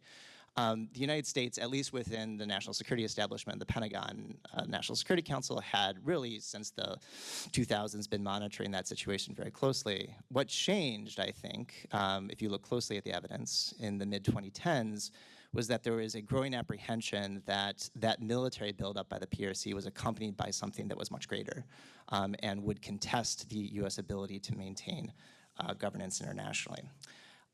A final point that I would make here is that when what drives this and sort of what would ultimately moderate whether this goes, the intensity of this dimension of the competition goes up or down. When Xi Jinping talks about changes unseen in a century, which I see as very much precipitating China's bid to be part of that global governance competition, I don't see it, I don't read his use of that phrase, as others do, as driven primarily by a decline in U.S. material power, whether that's either economic or military. I think what she sees is an international system that in the post-2008 global financial crisis world was increasingly unstable, increasingly vulnerable, and moving in a direction that he was worried would threaten China's ability to grow long-term and would in turn be able to maintain its political control at home. And so if one were to look like long-term at like what's going to moderate or dial in, what's going to titrate the level of competition in the second dimension, I think it has a lot to do with these perceptions about the state of the international system and the kind of political movements that exist in these spaces between major powers. So I'll stop there. Oh, that's great. Liz? Thanks, and thanks very much for going first, Tyler. That was really interesting, and I think some of what I'm going to say is going to dovetail nicely with what you said. Some of it maybe is a little bit different. So I was struck in reading through the comments that have come out of the summit that Xi Jinping, one of the things that he said was that the great rejuvenation of the Chinese nation and Make America Great Again can go hand in hand. And I thought to myself, that's such a nice thing to say, but it's completely untrue, actually. And why is that? Because the great rejuvenation of the Chinese nation, and I think Tyler and Eli would probably agree with me here, it's still a source of debate within the China community about exactly what China wants in terms of its own ambitions on the global stage. But I think it's pretty clear. And if you listen to what Xi Jinping says and you track what China does, I think you can get a pretty good picture of what the great rejuvenation of the Chinese nation actually translates into in terms of real policies on the international stage. And so I think great rejuvenation of the Chinese nation is actually a transformative vision of Xi Jinping, and it's transformative in the sense that Xi Jinping would like the international system to be transformed in ways that will align it with Chinese interests, values, and priorities. And across a number of dimensions, that means it's antithetical to U.S. interests, values, and policy priorities. And so let me just talk very quickly. I'll tick them off about 5 dimensions, and then I'll say, if there's time, a few words about what I see as the Trump administration response. And since I think we're supposed to say a little bit about maybe what we think is wrong with the way that we're thinking about things, I think there has been a sense that the Trump administration is in retreat from the international stage. I think that's true to some extent, but it's part of the reason I asked Admiral Paparo that question, because I think there are many other ways in which actually this is, as you were suggesting, General Short, a very competitive administration policy toward China. And I think it's just important to really be careful about how we're understanding the places where we're making ourselves less competitive and places where we're actually, stepping up and maintaining or even maybe increasing the level of competition. Okay, so great rejuvenation of the Chinese nation. How do I see it playing out? So the 5 dimensions where I think U.S. interests are challenged. First, I think for China, and most central, I believe, for Xi Jinping is the assertion of control over territory that China considers to be its sovereign territory. And so in first instance, Taiwan, Hong Kong, the South China Sea. But China actually has territorial conflicts with over 10 countries. People are interested. We can talk about what they're doing in Bhutan, border conflict with India, et cetera. But that's number 1. Number 2, I think China wants to replace the United States as the dominant power in the Indo-Pacific. Xi Jinping is fond of saying Asia is for Asians to govern. He, calls for the end of the U.S.-led alliance system, says it's anachronistic, a relic of the Cold War, targeted against China. Of course, China's established the Regional Comprehensive Economic Partnership, which is a very impressive 15-country trade body that I want to say it's 30% of represents 30% of global GDP, but it could be 40%, but I think it's 30% of global GDP. But nonetheless, I see China as bidding for dominance in the region. I don't think it's ready to supplant the United States as the global superpower, but I definitely think it sees itself on par. Third, China wants to become the leading technology and economic power globally. And Xi Jinping has said that technology is the main battlefield between the two superpowers, and the country that leads in technology will lead the global economy. So, again, you listen to what he says, you look at the actions that he takes, and I think, it's pretty clear. And I think the other aspect of Xi Jinping's sort of technology policy is that it does act to constrain opportunities for U.S. firms, right? Because it's based on indigenization, insulation of Chinese firms, integration, like military-civil fusion, and then the internationalization of the technology. We can talk, if people are interested, we can talk more about that. I'm happy to describe each of those pieces in greater detail, but I think it presents a very significant challenge to the U.S. model. And then fourth is, and I think Tyler referenced this, sort of aligning the interests of other countries globally with those of China, and through two different mechanisms. One, through incentives like the Belt and Road Initiative, and then through coercion. And with the Belt and Road Initiative, and I think this came up a little bit earlier, I think it's not just the Belt and Road Initiative, as articulated in 2013, a hard infrastructure play, but it's the digital Silk Road, it's the health Silk Road, it's the green Silk Road, right, which represents the export of, Chinese overcapacity. But there's also a political dimension to the Belt and Road, right? And here's another area of debate within the field, which is China trying to export its model, its political, economic model? And I argue that it is. Export does not mean imposition. This isn't the Soviet Union, right? But it offers up its model to other countries. If they are interested, they can adopt, elements of it. And it has training centers in Tanzania, has a training center in Guangxi province where officials can go and learn about the China model, how to have a strong one-party state, how to control dissent and the media, et cetera. So I think there's an element of that, and Xi Jinping said it back in 2017 in his major speech before the 20th Party Congress, right, that China now has a model that other countries can emulate for those countries that are disaffected with the Western model development. So there's that, and then there's the military element, which we talked a little bit about with the sort of overseas military logistics base in Djibouti. And I do think he had ambitions to have many more bases. They haven't materialized, I believe, in the way that he originally had planned. It's been much slower than I think he had wanted. But nonetheless, the ambition exists. I'll hurry up because I know I'm going on for long. And then the coercive part, of course, we've seen play out, many times. And traditionally, it used to be that China really just tried to persuade countries by using the leverage of its market, to align with Beijing around the issues of, sovereignty, right? Taiwan, Hong Kong, South China Sea, make sure that, film companies didn't show maps of China that didn't include Taiwan as part of mainland China, right? So you can't show your film in our country unless you, have the correct map or something like that. But I think beginning, really with Daryl Morey and the Houston Rockets, back when Daryl Morey tweeted, "Fight for freedom," what was it? "Stand with Hong Kong, fight for freedom, stand with Hong Kong." And he was the general manager of the Houston Rockets.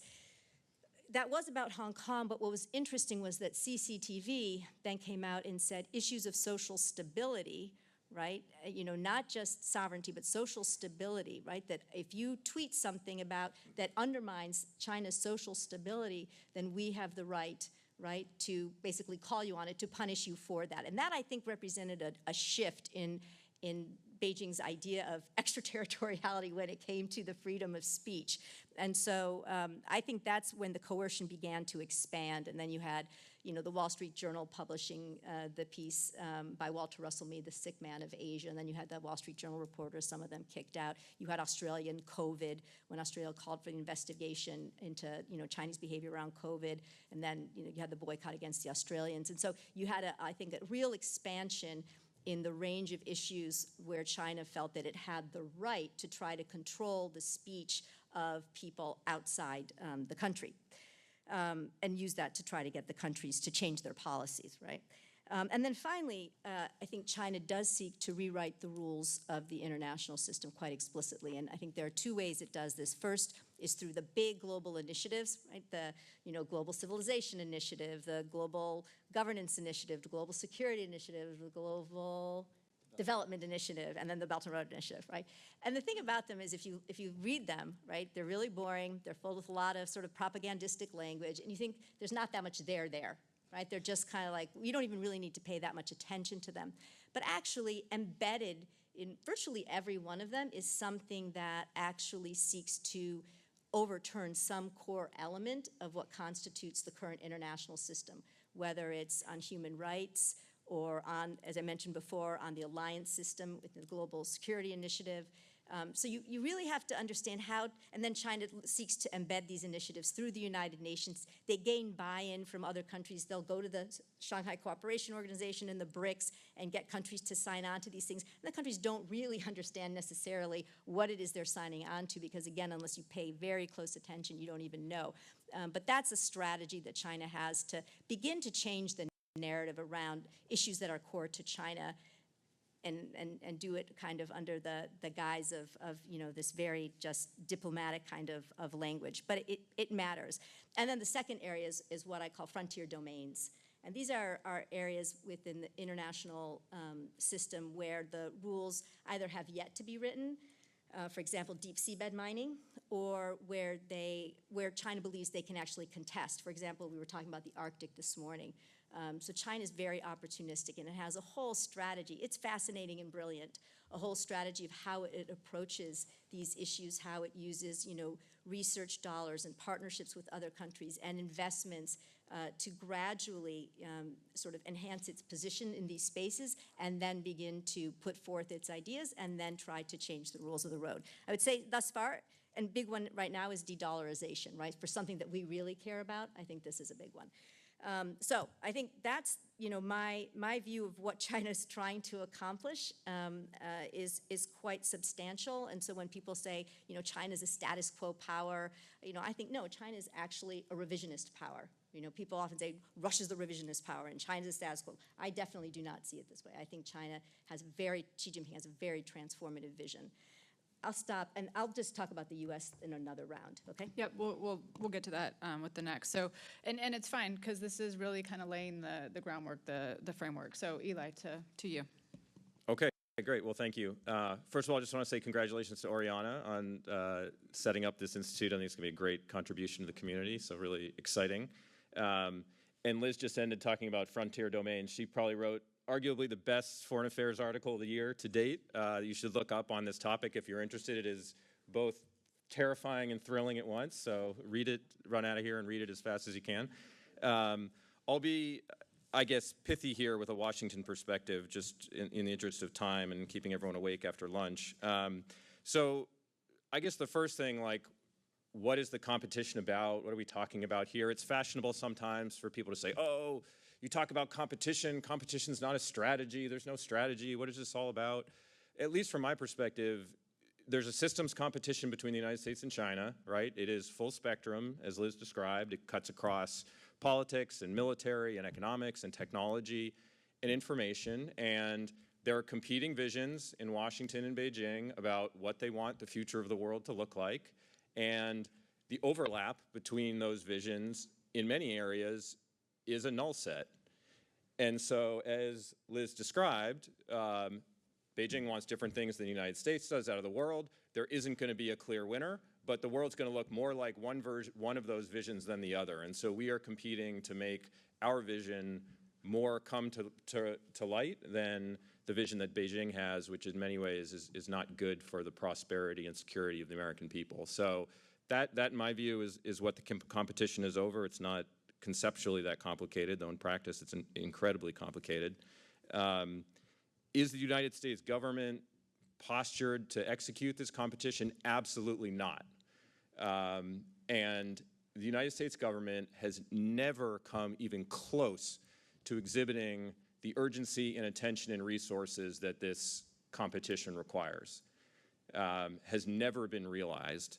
And there are a lot of, again, reasons for that. The U.S. government has done good things. I'm proud of a lot of the work we did during the Biden administration in particular areas. I think there's this perspective that we had this 2018 National Defense Strategy and this profound shift to strategic competition, and somehow the government like thrusted toward that.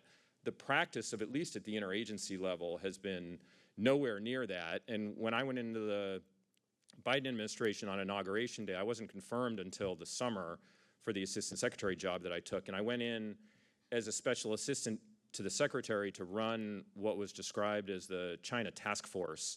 And I built a big team of over 20 folks from on the Pentagon to do a down and in study inside the Pentagon.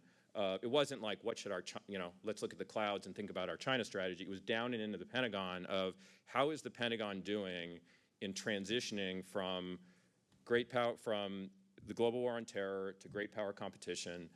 And a lot of the findings of that were classified and whatnot. There was not a big public report, but the bottom line was there were pockets of excellence, but there was nowhere near the coordinated, synchronized level of China strategy across the Pentagon enterprise that there needed to be. And so we tried to chip away at that, but I think we're still really, really far from there. So no, we are not postured for competition, and we need to change that. Two other points very quickly. Number one, unfortunately, from my perspective, the debate on China in Washington is fracturing and getting worse. It's not getting better. And somehow it is like receding in quality. And when I left the Pentagon, having like not breathed fresh air for 4 years, and I started going to think tank events in Washington in 2025, it was like, what the hell has happened here?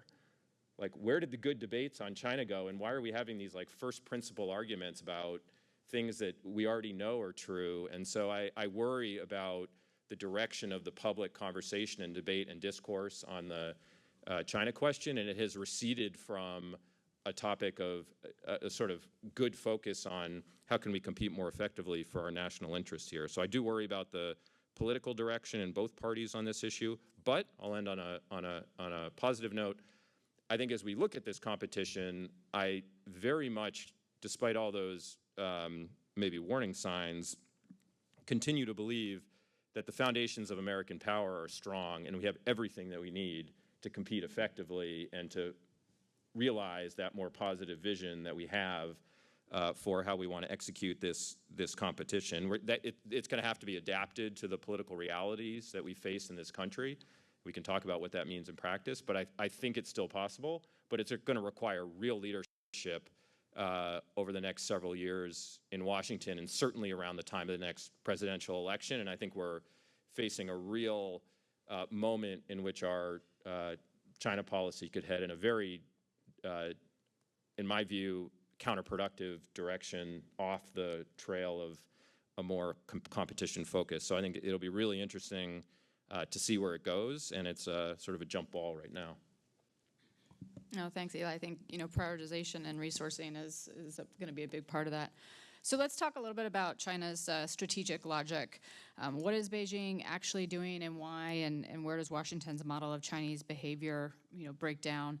Tyler, we'll hit you first on this round as well. Political science research on how authoritarian systems make decisions under pressure has advanced considerably. What does the literature tell us about Chinese decision-making that tends to get filtered out when the conversation moves into policy circles? Yeah, so I think that there was a conventional wisdom, which might still be prevalent amongst folks who just just read the New York Times, that democracies have built-in advantages when it comes to decision-making. And there's a kind of obvious logic to this, which is that presidents, prime ministers have to face their publics at the polls eventually, and so they ultimately have to answer for their foreign policy choices. And the kind of intuition that had pervaded the academics in the ivory tower for a long time, I think, is that was good for decision-making, because if you know you're going to have to answer for your decisions, then that's going to push you to search for more information, better information, so on and so forth, right? And civil liberties within democratic countries, of course, provide for more freedom of the press, better journalistic coverage. if you had to base foreign policy solely based upon a newspaper, like I would probably opt for the Wall Street Journal as opposed to Renmin Herbal or the People's Daily, right? Like, and that just seems straightforward, right? But and there's kind of high-level empirical finding about 20 years old was that if you look across history, it is the case that democracies, as a big group of countries, tend to win their wars, right? So that's just like an empirical fact. What has been interesting over the last like decade and a half is that there's been research that says that it's not quite that simple. So you can think about breaking down authoritarian regimes, right? So that's a big binary between a democracy and autocracy, right? But there's lots of different types of autocracy. China under Jiang Zemin is not China under Xi Jinping because the balance of power amongst elites sitting inside Zhongnanhai looks different under Xi Jinping, particularly after the second term and onward, than it did before, right? And so there's been some interesting empirical work that suggests that essentially that consolidation of the balance of elite power within Beijing is really bad. And actually, if you want to explain the difference between democracies and autocracies writ large, most of the difference is clustering in those we call them like personalist dictatorships. We say Xi is a personalist dictator, right? There's been another strand of work, which I guess I'm a part of, which has said that's probably important, but there's another dimension by which states differ with one another, and that's not about the balance of power amongst elites, political elites, broadly construed, but rather about how leaders interact with bureaucratic organizations. So this is essentially Xi's perception of the threat to political survival that is bound up in the PLA, the Ministry of Defense, the Ministry of State Security, even the Foreign Ministry, actually, if you look historically. You wouldn't normally think that like diplomats can threaten you, but actually like if you look at some of the critical moments in the Cultural Revolution, right, 1967, some of the most confrontational moments are with this individual named Cheney, the foreign minister at the time. And so what some of that research is suggesting is that when political leaders, and this might actually sound reminiscent because these are not trends that are exclusive to autocracies, actually, is one of the findings of this literature. When political leaders begin to think that individuals who sit inside a deep state, or we'll call them bureaucratic organizations, are a threat to their political power, right? Then they start to take actions that make it really difficult for those individuals, A, to get information up to the leader because the leader is cloistered, right? B, it's difficult to get them to speak truth to power. So even when they get information up the channel, it's going to be different from what you would normally get if they sort of had no fear of retribution. And C, that information is increasingly siloed in a system in which there's threat. And by that I mean that the person in power secures themselves politically by ensuring that the left hand of the state does not know what the right hand of the state knows, right? So we know that Stalin did this intentionally, precisely because it advanced their political survival, right? So there's this kind of interesting trade-off in the second line of research in which the bureaucratic institutions that are best in terms of decision-making tend to be the ones that are most, or put the leader at most vulnerability, highest level of vulnerability to some sort of political punishment by the bureaucrats. So how do you resolve that? Again, when you begin to fear the deep state, and I'm using the sort of US parlance as opposed to the Chinese one, I guess to be cheeky, but Xi Jinping talks about the importance of party discipline and the threat of corruption within organizations as being one of the things that challenges the regime security most. Once you begin to go down that route of pulling that out, and we've seen Xi Jinping steadily do this over the course of his time in office, it creates a increasingly bad decision-making environment. It's not to say that all bits of information that make its way up to Xi Jinping are bad. That's almost certainly not the case. But at the margins, decision-making is almost certainly degraded by the things that have happened within those bureaucratic institutions and the balance of power amongst elites. No, that's great. And this can be a conversation, right? So if anyone wants to add on to anything that is being said. Eli, from your time inside the Pentagon, how much of China's strategic behavior surprised the United States national security establishment, and where did our analytical framework hold up? That's a great question. And I guess kind of tracing back to not just my time at the Pentagon, but time at the White House and state, because I was also in government during some of the land reclamation in the South China Sea. And so these sort of efforts, as far as I'm seeing them in government, of trying to shape China's decision-making, whether it's around South China Sea or Taiwan or whatnot, have gotten a front seat to some of those. I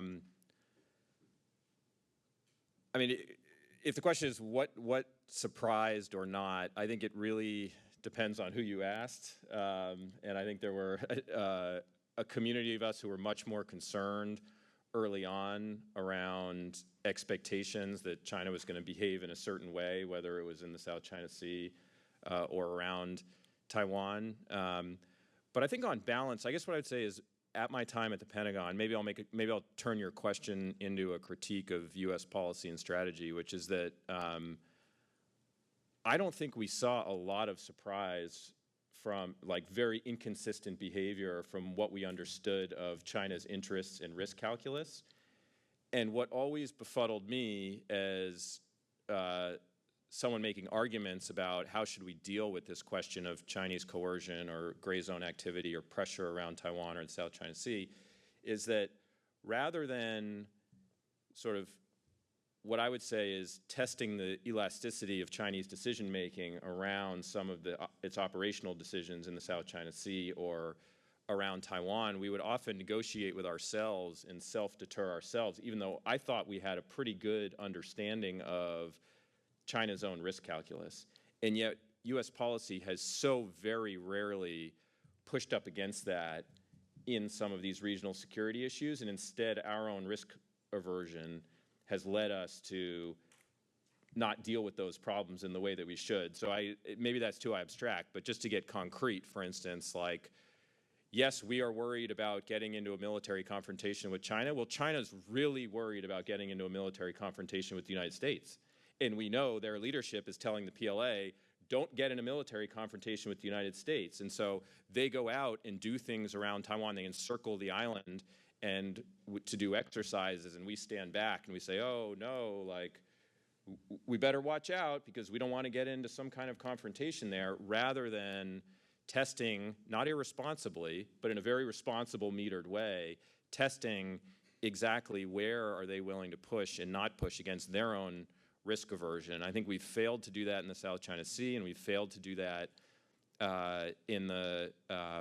around Taiwan as well. And the result of that has been that Beijing has then interpreted that we are very risk averse and that they can push us and test and push us and test and push us and test, and they have repeatedly done it.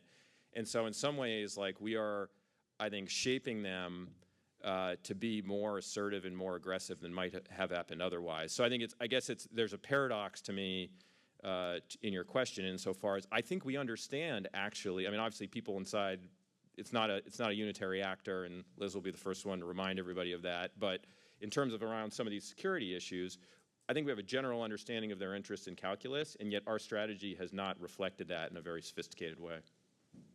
I think that's fair, and self-deterrence, we struggle with it, or we did. Liz, to you. Your work has tracked how Xi Jinping's consolidation of power has reshaped China's external behavior, and you talked a little bit about it in your opening.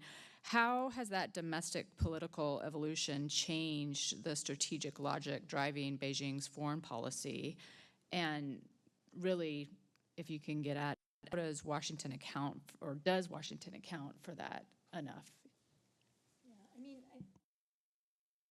I think I tried to get at that a little bit in my introductory remarks by talking about the export of China's model. I think, Tyler's points about the decision-making process, I think, are also incredibly important. And the way in which Xi Jinping does or doesn't get sort of his consolidation of power, right, has become, I think, a constraint on access to good information. And we probably, all of us in this room, have friends in China who will say, they won't write certain things, or they won't, even when asked by the government, sometimes they won't submit a paper on a topic if they know they have a different opinion from what the current line is, because they are afraid that they not even just their career, but that, something else might happen to them. So I think, that's a real constraint. I think what Xi Jinping has done to the sort of top levels or parts of it, to the entrepreneurial class, I think is problematic for China as well, right? Because people like Jack Ma or, we have the Manus founders now who are not able to exit the country, or I think the fear that he instills through the repressive nature of the domestic political apparatus at this point, I think has real implications for both China domestically, but also, China's soft power, for example. I mean, you take someone like Jack Ma, he could have been, and maybe still is to some extent, the equivalent of, a Steve Jobs, right? And instead, right, he's been, cut off at the knees.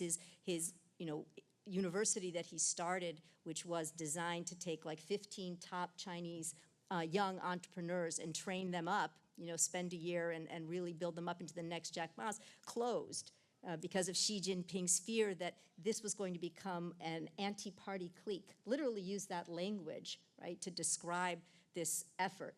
I think the military purges that we've seen recently also, right, damage China's ability, to do externally what it wants to do in terms of its military. So I think there are a number of ways in which Xi Jinping's repressive approach to the domestic situation have implications, for his ability to execute in other ways that he would like to do. So I'm sure I could think of some more examples, but let me just, I'll leave it there. And whether or not we are prepared, I guess, to meet the challenge of China today, like Eli, for sure I would say we are not. I think one of the things I found in government, and I was only there 2 years, in Washington, and then a year I was remote, I would say, there is a lack of, despite the interagency process, right, there's a lack of consistency and coherence in many respects in terms of the way that we approached China. In terms of how we thought about the challenge, I'll just give this one example, which is, it's a little bit odd, but maybe it'll make the point. So one of the things I did during my third year was help design Secretary Raimondo's trip to Kenya. So I also did her trip to China, but we did the trip to Kenya. And we made it all around technology. And I thought, okay, I want to see how this could fit into everybody else in the government who'd gone to Africa, right? How does this all, like, because I wanted to make sure that what we did would build upon what others had done. And I found, cabinet secretaries and deputy secretaries had made like 22 trips to Africa. And there was, in some cases, there was exact replication of things that people had already done. In other cases, it was clear there was no coordination at all across what we were trying to do. And, thinking about the competition with China, Africa's a big space where we needed to have a coordinated strategy. Africa and I would say emerging economies more broadly. It's something that I raised, to the National Security Council people, that I thought maybe we ought to have an emerging middle income economy global strategy. But somehow I think there was just not the bandwidth. And I think that's a problem too. It's not that we lack, or we didn't lack anyway, really good strategic thinkers, but I think the extent to which they have the bandwidth to address, this multiplicity of challenges, everything from the Middle East and Ukraine, and then, the China competition in, third countries becomes, I think, a much lesser pressing issue, even though long-term it is easily as great a challenge as any of those immediate conflicts. Yeah, General Brown kind of hit that, we're getting stretched too thin. Okay, shifting to U.S. strategy and military balance, Eli, this to you. We'll talk a little bit about the gap between declared strategy and actual execution and what it means for deterrence. We talked a little bit in your opening comments about prioritization and resourced. How would you characterize the Indo-Pacific framework in the terms of what has been articulated on U.S. strategy? What have we actually resourced and implemented against what the strategy is, and where do you see the gaps? Specifically in military posture, because we haven't filled those gaps. So where do you see that? Yeah, in there, I think again,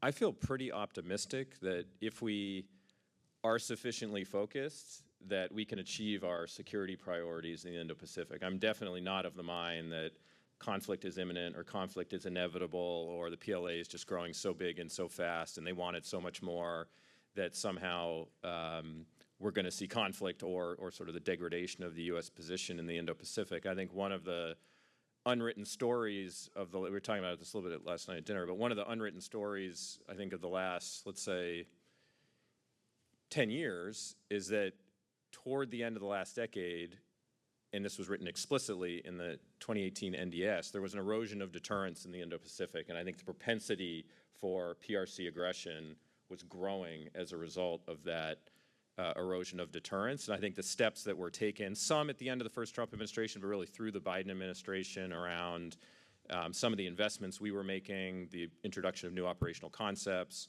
the force posture, the work with the allies and partners, in fact, bent the deterrence curve back in the other direction, and the propensity for PRC aggression was actually decreasing, I think, when I walked out of the Pentagon in January of 2025. So I think it's totally doable. But to the question of how do we make sure we get it right and how focused enough were we? I mean, I think the way that I would think about it is, you know, I love this expression that I heard, which is just because you're on the right track doesn't mean that you're not going to get run over by the train. So it's like, you know, I think we know what we have to do, but we're not moving fast enough. And that was what was always so frustrating for me, is that in the Pentagon, it was like on the force posture issues, right? Which my team was largely responsible for going out and doing a lot of the working with Indo-PACOM and working with services and some of the functional elements of the Office of the Secretary of Defense to design and then land the agreements that were going to pave the way for some of these posture agreements. So tons of work going in. You got to sit down with the Japanese and the Australians, the Philippines. You got to go to PNG and negotiate all these things. And then you get back to the Pentagon and you're like, all right, we did it. Like, when are we going to execute this thing? And the answer is, well, the average execution rate on new posture initiatives is 7 years. I kid you not, because you got to do this, and then you got to do the planning, and then there's the budget cycle, and then we have to have a picnic, and then it's like, and it's just like one thing after another, after another, after another, after another. And I think it's the same thing on some of the defense industrial base issues. And what I would do if I get the chance to go back into government, like the first thing I'm going to say on day one is like, I want to hear output metrics, not input metrics, right? Don't tell me how much we're investing in things. I don't care, right? Tell me when it's going to be done, okay? Don't tell, oh, we're doing great on the defense industrial base. We just invested $200 million in blah, blah, blah, blah, blah. You're like, no, no, no, no. How many missiles are coming off the production line on what day, right? That's what I want to hear. And the same thing on force posture. And when the answer is, yeah, we're working on an airfield in the Philippines, and it'll be ready in 2034, the answer has to be like, not good enough. Like, do it faster. And the Pentagon and the US government can do things really, really, really, really fast when they need to, whether it's a COVID vaccine or, you know, dealing with MRAPs in the Middle East. And so I think that is what connects actually to my earlier comment, which is like, the engines of the government can do a lot of really good things, and Liz over at Commerce and you know, folks at State and at the White House and DOD, and we got a lot done on the Indo-Pacific. But unless it's like the president and the secretary and the cabinet getting together and saying, okay, like we had this announcement at the summit like last month, where are we? What's the status check? And holding people to account, the system isn't really going to move fast enough. So I think again, just bottom line is, I think we know what the right formula is for deterrence. It's going to be challenging going forward for all the reasons we know, but it is the speed and the pace and the urgency and the resources that really need to be accelerated, in my view. No, yeah, I agree. And military posture in the Pacific is so incredibly important. And Oriana and I were, you know, in Indo-PACOM at the time that we were working through that, and watched, quite honestly, in a couple places where, because we were slow, and I mean that across government, that the Chinese beat us to it, right?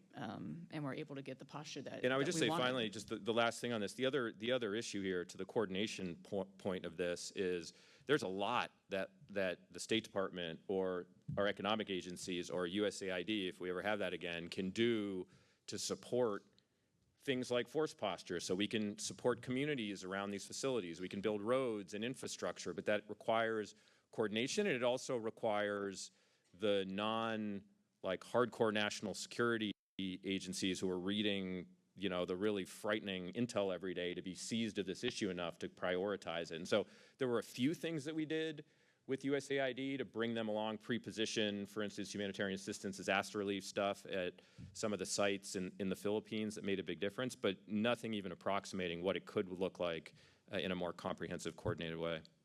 No, spot on. And again, I think General Brown hit it. Interagency, it's got to be, integrated and coordinated. They've got to know what the military is trying to work there. Liz, to you, and then Tyler, if you can pick up this as well. The U.S. has framed this competition across military, economic, and ideological dimensions simultaneously. We said that. Does competing on all these fronts at once sharpen U.S. focus, or does it risk spreading attention in ways that ultimately give the advantage to Beijing, kind of like what you talked about, were spread across the world?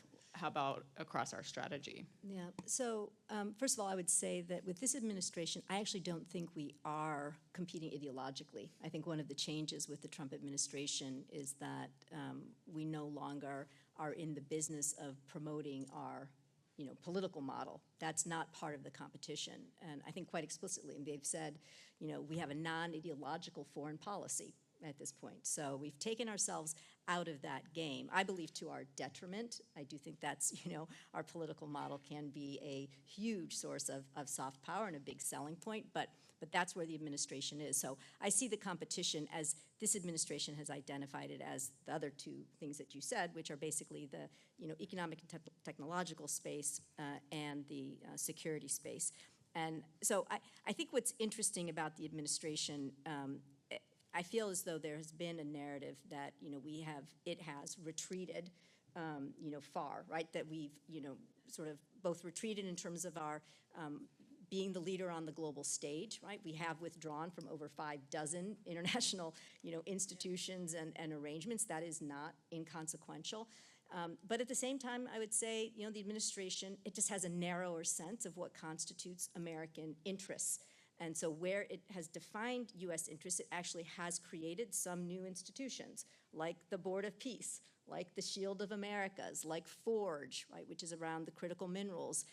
James Segrier is creating a new sectoral trade arrangement with Japan and Mexico and some other countries, again, on rare earth elements and critical minerals. And so I think we're going to be tripling. This administration is tripling the cap for the Development Finance Corporation so that we can help our companies invest globally in emerging and middle-income economies in things, in the natural resources, I think mostly going to be in mining, but in some other spaces as well. So I think that there's in this focused way that we can make ourselves more competitive, right? By identifying, here are a few priority areas.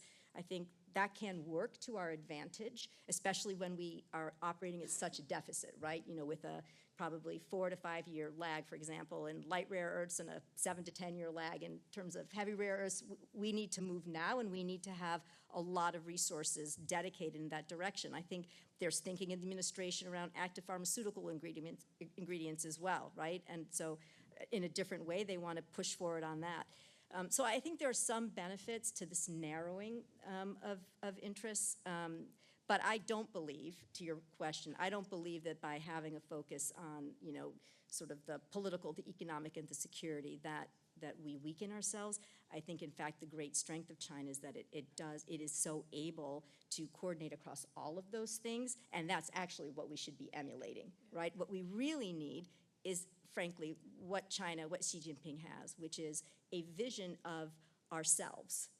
Who are we in 2049? What role are we playing in the international system, and what does that system look like? And to me, that would help us a lot with everything that we're trying to accomplish and with our competition with China, because then that gives us what our priorities need to be, where we should make the most investments. So I am a firm believer that we need, in our next president for sure, somebody who can look out that way and have that kind of vision. And even if it's not fully realized, at the very least, you're dedicating your resources, human, financial, military, in a way that's going to get us to that objective. So that's my how I would see it. I just want to make one point, because we haven't really talked at all about sort of where China is, and I tend to think about China, I look at China's ambitions, which are very concerning, right? And then you kind of say what China wants to achieve, it's going to achieve. I will just note that I think China, makes its own goals, right? It is not the perfect actor. And it hasn't really, as far as I'm concerned, I'd be interested in your guys' opinions, but I don't think it's managed to capitalize on our current deficits as much as we might have expected, as people might have anticipated. And I think its support for Russia in Ukraine, its trade practices now, I think they're not only concerning to the United States and Europe. 52 countries put in trade defense measures against China last year. So its economic model is a source of growing consternation for many countries. Its behavior in the South China Sea is concerning. So I think there are a lot of different ways in which China itself is stumbling and not able to realize its own view, its own sort of vision. That gives us a little bit of a window. So hopefully we can take advantage of that. Tyler. So 3 quick points, because I basically agree with most of what Liz just said. And I think maybe the next foreign affairs piece that you write, Eli, should be more missiles, fewer picnics, which I think would be great. So does framing the competition as, I think Eli put it, something like full spectrum or something like that, does that degrade focus? Well, I mean, it's not as if China is not framing the competition in that way as well, or pushing the competition in that direction. So if there's a lack of focus, sure, but they're doing it too. Number 2, I think this more fundamentally misunderstands what the United States is typically after here. I think implicit in the question is this idea that if you add onto the competition the economic and ideological domain, somehow that is detracting from the military side of things, or if you think about the competition as global, that detracts focus from, say, the region. Again, I think that misunderstands that the United States typically has things that it wants. In a typical administration, the United States has preferences regarding the international economic order. It has preferences regarding the way the values and norms that are embedded within international organizations, and to the extent to which China challenges or is trying to change those, the United States has preferences about that. So again, the idea that it's sort of brings focus away is sort of making this value assumption about the way that the United States thinks about the world, which I just don't think is fully accurate. There is, of course, and Liz alluded to this just a little bit, the Trump card, and really more specifically, the second Trump administration card, which is there a fundamental rethinking about what the United States wants out of the international order in the current strategy, to the extent that the administration has a strategy going forward. Here, I really just don't know. I find much of what comes out of Washington to be confusing. I do think, to push back maybe slightly, that there still are strong preferences about what the international economic order looks like. I just think that the United States is playing by it's using a much different toolkit by which it would achieve its economic interests. But it's not to say that its preferences about the way that economics transacts in the global sphere have somehow gone away. And another way in which I would maybe push back here is, if you think about the way that Admiral Pomparo opened his comments, right? He immediately went to the Cold War analogy. But more specific than that, he didn't just think about the Cold War as a way to think about the US-China competition in terms of, well, it's a democracies versus autocracies or capitalist versus communist systems.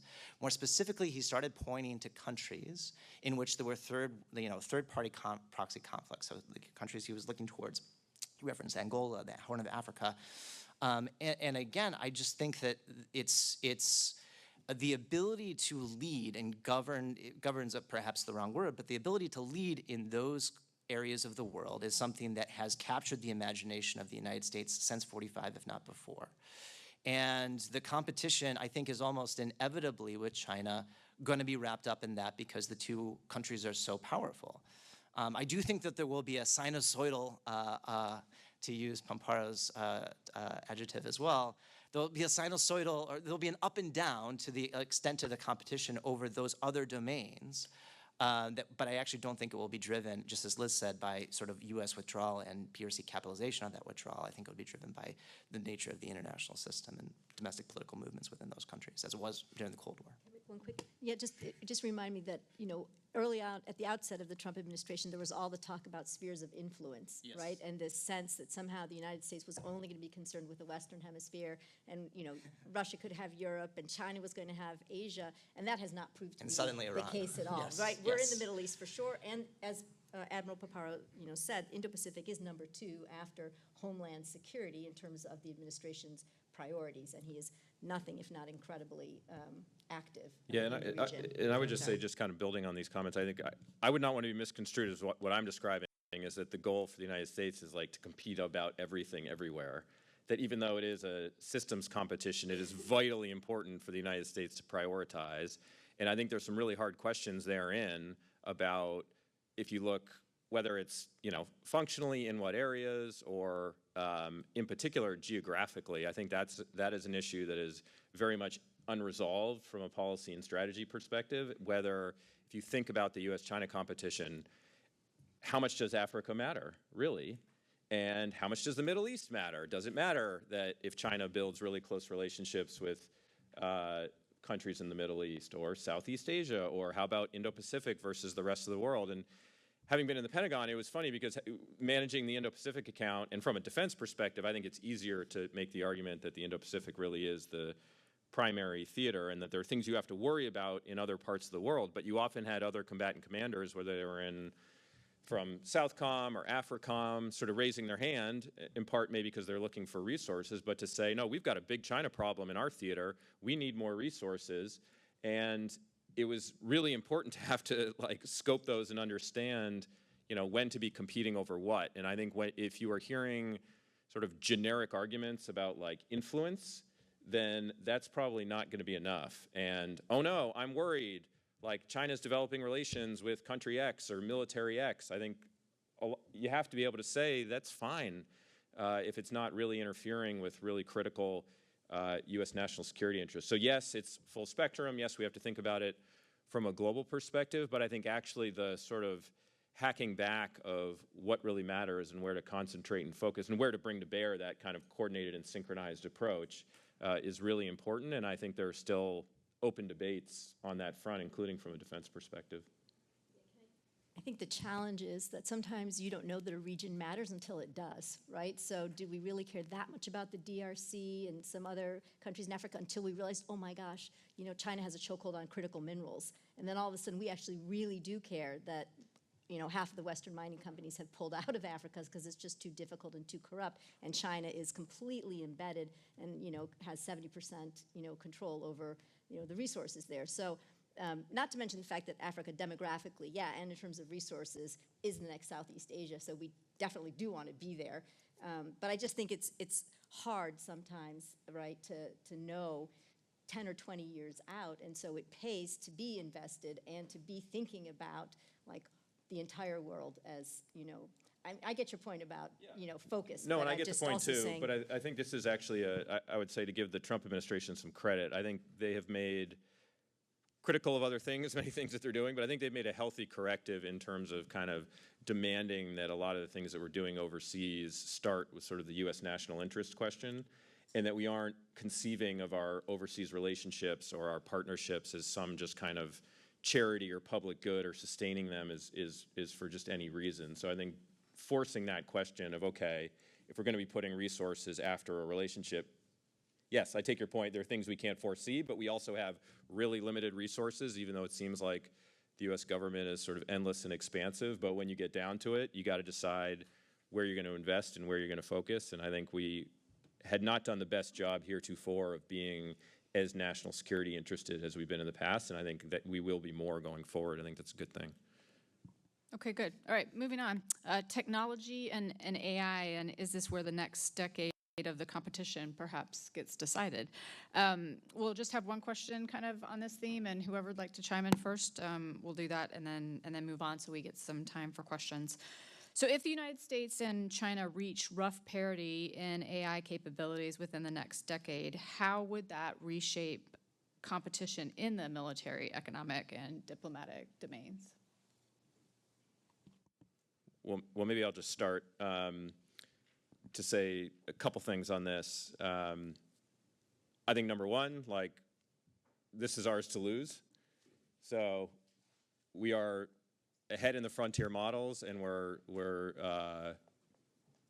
our lead is growing, and China is only keeping a pace through essentially compute that they're gaining through like smuggling and other illicit means. So I think if U.S. policy believes that it is important for the United States to have the most advanced AI models, then we are primed in a position to do that. So among many of these like issue areas in the U.S.-China competition where it feels like it's kind of like slipping through our fingers, I think this need not be one of those. So I think the facts on this are very clear. They've been muddled through a lot of folks who want to muddle the message, but I think it's pretty clear. And it matters a lot. And maybe I'll just say, I know Oriana, maybe this is coming later, has been asking folks like, what could the Policy Lab do here that would make an important contribution to the debate? I think there are some really interesting strategy questions coming down the pike. I know people are thinking about these, but associated with how the relative balance of AI capability is affecting a lot of the strategic questions that we're having here. So for instance, if we're going to reach a point, which I think some of the models are predicting in the next couple of years, where you're going to have like RSI and you're going to have this like hockey stick increase in capability over the next few years, like what does that mean for the US-China competition as people start to believe maybe we're approaching that point, right? It's going to create all of these incentives for escalation and other sorts of policy instruments, and there's a whole set of, there's a theoretical basis upon how countries might respond during these periods that folks like Tyler and Oriana are wrestling with and working out. That is totally foreign to the people at these labs that are working on these issues and a lot of the policymakers around the technology policy. So I do think that there's kind of been this like generic set of questions around you know, what applies from like the strategic literature to the cyberspace and how does deterrence apply, and some of that is a little abstract to me, but I think we're actually heading into a period over the next couple of years where like deep strategic thinking and people who are really familiar with and able to think through different methodologies to get at these questions could make huge contributions to policymakers thinking about how to manage through what's going to be a pretty dicey period in my perspective. This is why the lab. Go ahead. I'll just say very quickly, I think there's probably a difference between the military and the commercial side of things, because I think when we're looking at the application side of things, having the frontier models, not as important. China is all over applications. When I was in China in November, we looked at Chinese tech companies, and we visited, you know, Xiaomi EV company, where 750,000 square feet. They built the factory in 18 months, 200 workers. Everything is, you know, robots, and it's incredible. 300,000 cars a year, right? They have an AI plus initiative to put AI through every aspect of the economy, logistics, education. Like, you know, some of it will be, you know, of course, have a lot of waste, a lot of inefficiencies, you know, for sure. But they're also interested in exporting their AI tech stack, just like we are, but they're going to do it with open source models. It's going to be a lot less expensive, you know, in the emerging economies. They're going to buy into the Chinese tech stack, and they, you know, China already has, right, the 4G, it's building the 5G. So anyway, I just think that there's a— No, I should have said that too. I mean, yeah. Exactly, yes, and I haven't seen anybody with an answer as to what U.S. AI companies are going to do about this in the global south, and we're going to see an exact rerun of like the 5G process, where China's going to be able to offer things at prices that we cannot compete with to countries that can't pay more for it, and I think it's going to be an incredibly difficult problem. Okay, we'll move to strategic risk and miscalculation and then get to some of your questions. So Tyler, to you. Research on war onset often shows that conflict emerges from misread signals and cumulative miscalculation rather than deliberate intent. What does literature suggest about the current US-China dynamic that policymakers should take more seriously? Yeah, so I mean, of course, like, you know, sometimes wars happen because there's no, like, without miscalculation, but miscalculation can be a really important pathway to war or conflicts, but it's important to be specific about what we're talking about. So what we're talking about here is a conflict in which the initiator is choosing war based upon some fundamentally inaccurate assessment of the fundamental determinants of the outcome of that conflict. Right? So that could be about the balance of power, which would shape the probability of victory. That could be about the cost that they would accrue over the course of the conflict. Think the United States and Iraq in 2003. Or that could be about the resolve of the other side to stand firm. So think Vietnam in 64, 65, in the sense that the United States knew it was more militarily powerful. It was in some ways right in that regard. But what they underestimated was the ability of Hanoi to stand firm over a decade of conflict. Right? So those types of miscalculations happen for all kinds of reasons. Some of them are structural and baked into the international system because it is just an unpredictable world, and there is incomplete information about what we know about the other side, right? So some miscalculation is just like unavoidable. But there's ways that human decision makers can make it worse, right? There are psychological impediments to updating your beliefs rationally. There are organizational impediments, some of which we talked about, both Liz and myself, related to like the politics of institutional design, as well as kind of like bureaucratic threat and bureaucratic impediments to good decision making. But the interesting thing about this question is actually, it's in some ways so much harder because it's not the question that I usually get is about, well, what would make China likely to miscalculate in a scenario over Taiwan, for example. But the question here that the organizers have put together is what do you do about it? What do you do about someone else's miscalculation propensity, right? And that is like a fundamentally hard thing to do, right? We can't control what Beijing is going to think about the world, no matter how. And so there are, I think, 4 points that are modest, but you could think about, right? The first is don't miscalculate yourself, so fix things at home. You can make comments about some of the recent expeditionary wars that the United States has involved itself in, but I won't. That's outside my area of expertise.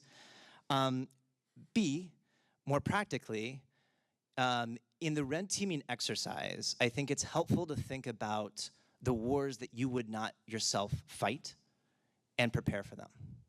So an example of this is I was convinced up until roughly January before the invasion of Ukraine that it was completely outside the interests of Vladimir Putin to invade. And I just didn't understand why he would do it. And so the red teaming exercise to undertake there is to think, okay, what would the conditions be what would have to be true about the information available to Putin or about his preferences such that this would still make sense? And if you can come up with a story, you would, I think, still prepare for those contingencies. The third thing is to monitor over time the risk of a miscalculation or a misperception within a system. And this is really hard to do, in part because, at least at the organizational institutional level, some of the reasons that make misperception more likely are like the very things that make it difficult to spy on the other side. So if Xi Jinping's decision-making is more cloistered, and that means that he has less access to information, it also means that the U.S. intelligence community's ability to penetrate inside of Zhongnanhai is going to be degraded, probably, right? It could even be one of the motivations that Xi Jinping has for cloistering decision-making. So it's really hard to do, but you could try to theoretically monitor that over time. And the last thing, and this is probably the thing that the United States has the most control over, is that you would want to try to titrate the information that you reveal to the other side. There's this kind of canonical trade-off that we talk about in political science. In the more secrecy that you have about your own capabilities, right, the more battlefield advantage you preserve. So that's like a good thing on the one hand. But on the other hand, that also means that there's less information available to the other side. So just think about this in the context of some like really cool AI weapon that Liz and Eli are working together yeah, exactly. So the is the natural inclination of all governments who develop new capabilities. And why? Because if you let the other side know about it, then it's going to, at least at the margins, degrade its efficacy if a contingency for military conflict arises. The issue, of course, is that if you want it to have if you want its deterrence teeth to cut, then you have to leak a little bit about it. And so in the context of when you're monitoring miscalculation risk on the other side, you would theoretically want to become a little bit more willing to disclose if you think that the risk of misperception is higher than it usually is. That's one way to think about it. Okay. Just a quick comment on this, which is like, Tyler's exactly right, and I think it connects to another area where like good academic research, if you could combine kind of some of the theoretical approaches around this to deterrence, to China experts, to people understand military capability, it could make a huge contribution. The way we talk about, I don't know exactly what the parlance is these days in academia, but the parlance inside the Pentagon is reveal, conceal, the debate between you reveal for deterrence, you conceal for surprise. And there is thinking on this, and it's not always concealed. The way the B-21 Raider was rolled out was very much sort of a intentional reveal, and there are other examples of that. And I was in 100 meetings where people were like, "Yeah, we got to figure this out. Like, we need like a plan here on the reveal conceal front." And it's really hard in the U.S. government because you've got so many different actors between the combat commands and the services and everybody else. So I think you're never going to do it like perfectly like a symphony, but a theory of the case for like in 2026, how the Pentagon should be approaching this issue and the areas to do it and the kinds of capabilities that would reinforce deterrence and the ones that would be better for conceal and like this is why would be a huge contribution, because I don't think inside the government there's a clear fix on that question. Yeah, at the risk of becoming a participant, which I promised I wouldn't do. No, reveal and conceal is I think it's a really important part of deterrence, obviously, but I think at least in the Pentagon, there was a lot of red teaming that would happen to reveal or conceal. And then when we found, and again at Indo-Pacom with Oriana, when we found ourselves at perhaps a position where we felt like we needed to give them a problem, then that drove a need to, maybe we need to reveal a capability here or a posture here, just to give another reason for him to open up the windows and say, today's not a good day to go, So, okay, great. I think we've left some good time for questions. Any other comments on that? Okay, so we've got microphones, so hopefully, a few hands up. We'll go ahead and take. Hello, Emily Tallow, CISAC postdoctoral fellow. My question is that under Trump 2.0, we've had a lot of diplomatic, military, and expertise that the United States has typically had to bring to bear to deal with difficult geopolitical relationships, either voluntarily leave the government or be removed from the government. And this obviously has implications for the analytical resources that are on offer from the foreign policy bureaucracy. So what has or will be the implication of politicization of the foreign policy bureaucracy be for our ability to compete with China and to craft an effective strategy? Was that for anyone in particular, or? Whoever feels like it. Great, and that's how we'll do it. Unless you specifically want someone to answer, we'll just allow you guys to. Questions? Sure, we can collect questions, yeah. I can answer. You don't want to answer that one? I mean, I would just say very quickly, without getting into a political conversation here, I think so it's true that that's happening. Every week you're going to meet someone someone who's been in the Foreign Service for 25 years who just decided they're leaving. And over the last couple years, you've had a huge exodus of the senior civilian cadre inside the Office of the Secretary of Defense as well. The people, again, who had been there for 20, 25 years, kind of the backbone of the institution. I think if the question is like, where does the rubber really meet the road on this, and what would you be looking for? A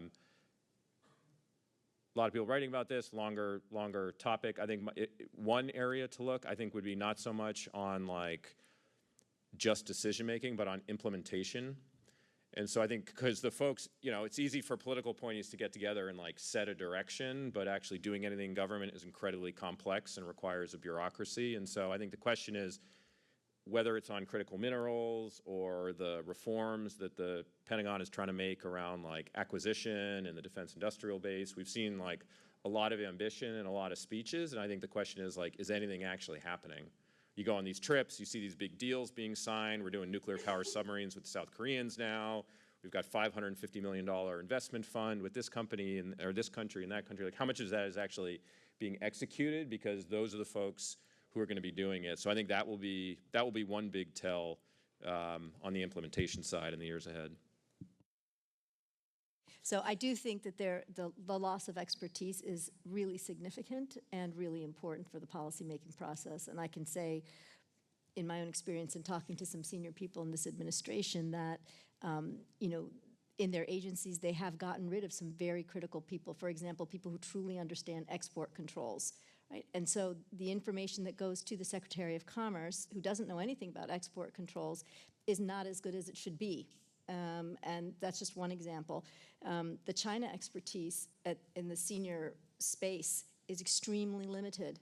And I think we both know maybe the one person at the NSC who truly counts as a China expert. And so that too then I think is really important. And the policy process is truly broken.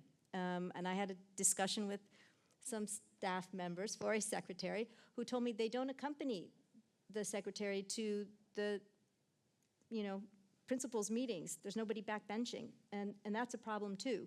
So especially when you have a group of secretaries who are not particularly China, knowledgeable. So I think there are lots of ways in which the loss of expertise and experience in this administration has and will continue to have negative implications for policymaking. And I'm not saying they can't come up with good decisions and they can't make good policy, but it's not going to be as informed as it should be. I've heard all the same things that Liz and Eli have, so that's another data point. But what I would add is, for everyone else actually, if you don't know Emily Tallow's work on politicization of bureaucracy, you should keep an eye out for it. Because if you want to understand why we're in the moment we're in, her work is really important for that. Nice, that was great. Okay, we'll collect some questions then. So microphones will go around and we'll take a list. Go ahead. Hi, John Ruish. I'm with NPR, and I guess for the record, I'm assuming this is all off the record. So, yeah, no problem. I'm going to oversimplify the question, but since it seems like the U.S. relations with China weren't always the same as they are under Xi Jinping. So in a way, this is a product of Xi Jinping. Xi Jinping turns 73 next month. There's a party congress next year. What are your expectations for the direction that things head post Xi Jinping? Impossible question, I realize that, but it's worth throwing out there. We'll grab a couple more, and we've got about 5 minutes, so go ahead.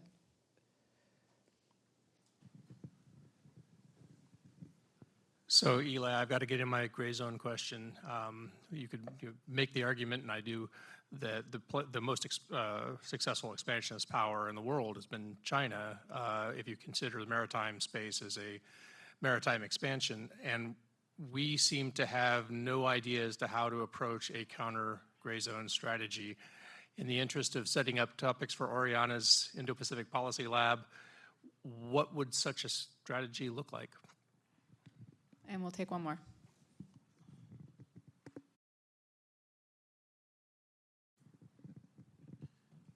To follow up on the prior question, I'm sorry, Garrett Price, Council on Foreign Relations.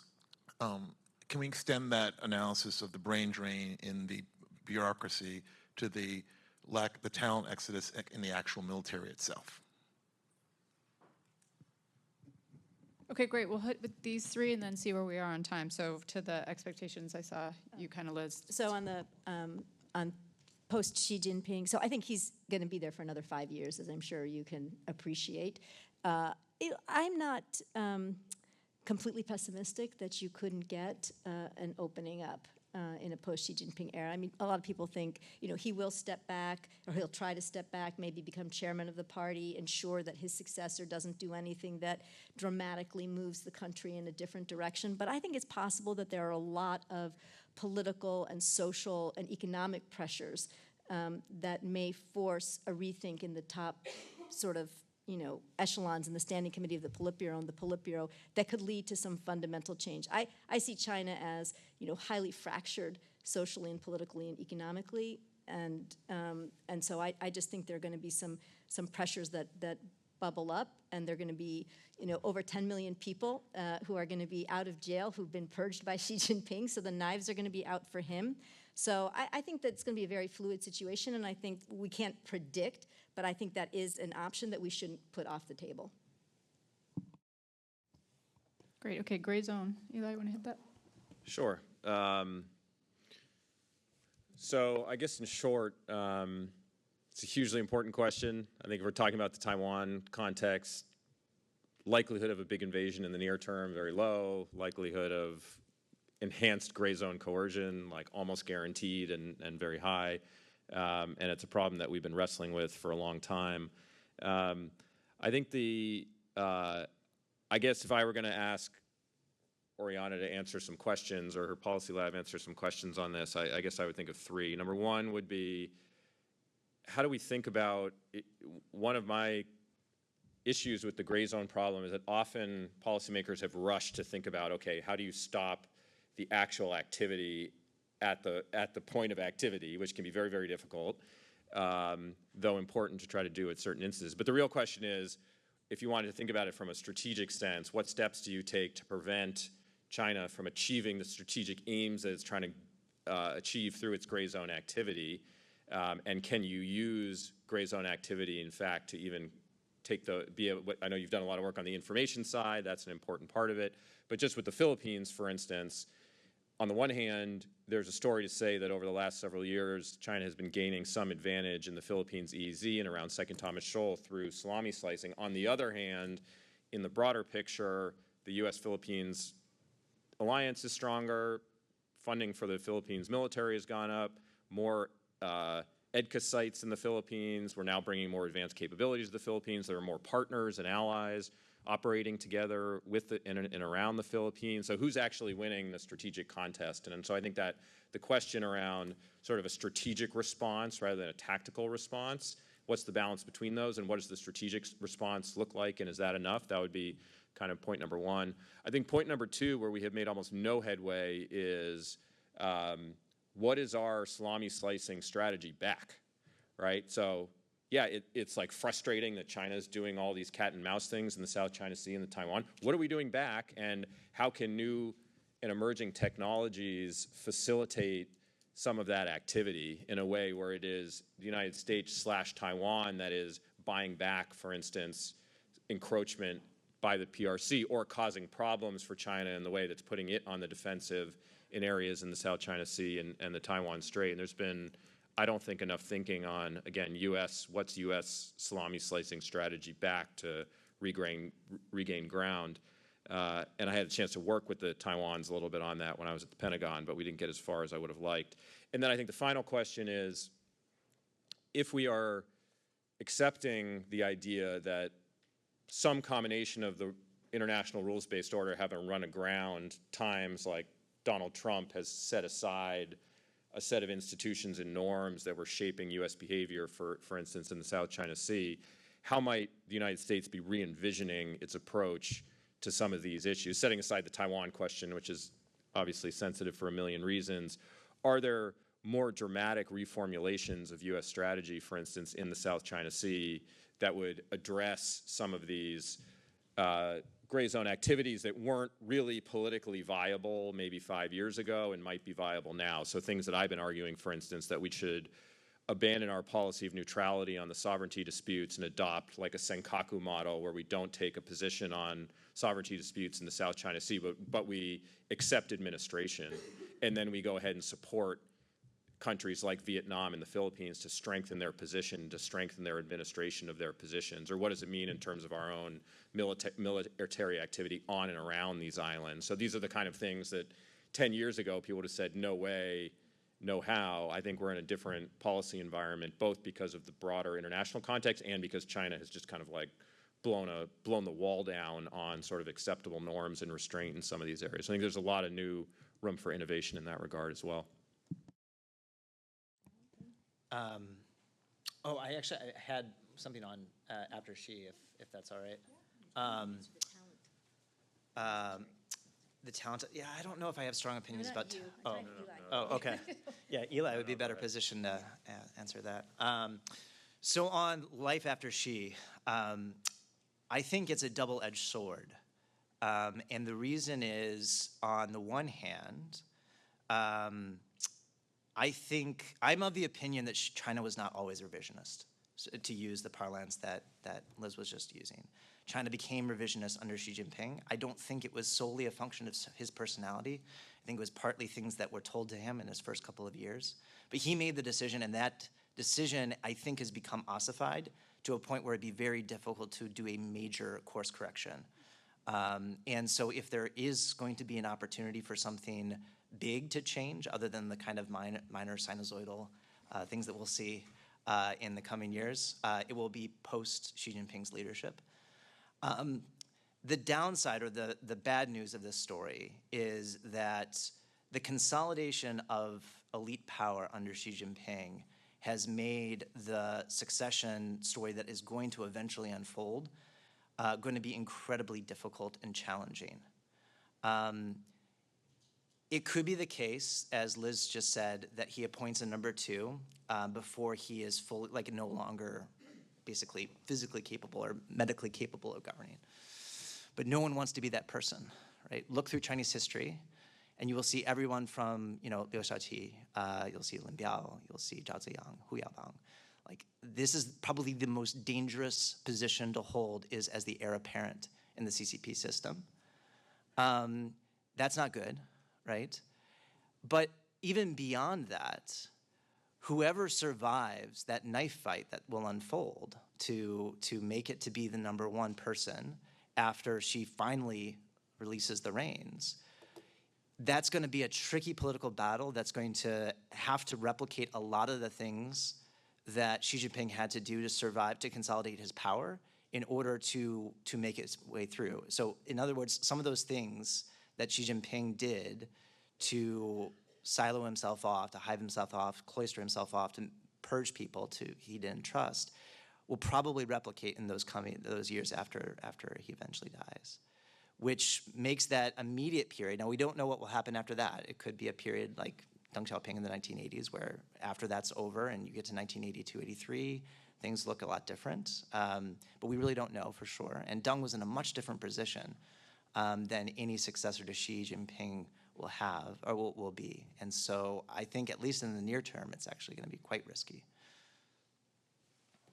Great. And our last question, Eli, did you want to hit the talent piece? I thought that'd be a great question for our fearless moderator to answer. I think you guys would be better.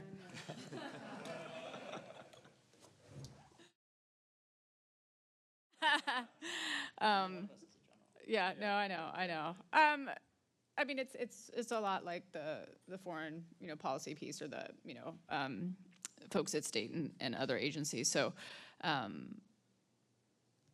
it is what it is, right? I think a big loss, but the military is an institution that's built to be able to take that, and there are folks in the wings ready to step up and have into the positions that were needed, and to be able to continue the mission. And that's kind of what I think the military prides itself in, is that we are able to do that.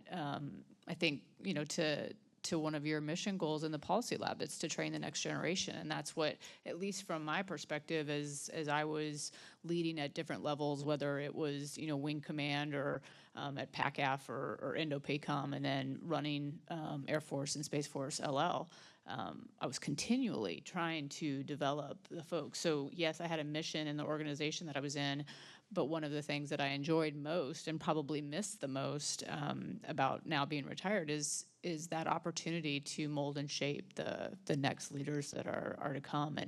And that was by far what I enjoyed doing, is helping folks kind of go to the right, either classes or training exercises, and giving them the opportunities so that they were ready to be the next X, Y, or Z. I hope that kind of answered it for you. Probably not. Okay, ready for us to wrap? Okay. Well, thank you all. This was great, and thanks to you all for.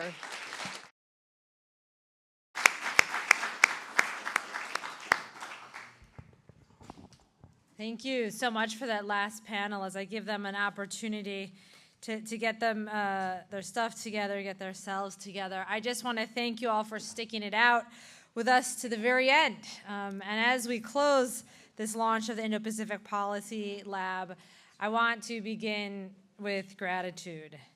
Today has been exactly the kind of gathering that I hoped the lab would help create.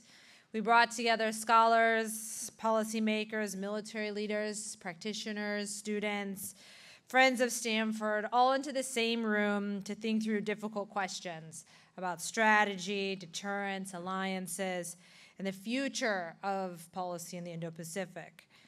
I want to thank all of our speakers, moderators, and panelists for giving us your time and sharing their expertise with us today and yesterday. Your insights really sharpened our thinking and gave this launch the substance that I hoped it would have, and also offered many ideas about ways to continue to build and move forward.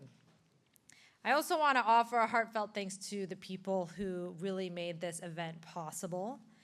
Thank you to Ileana and Ali and Debbie for your event coordination support and steady work.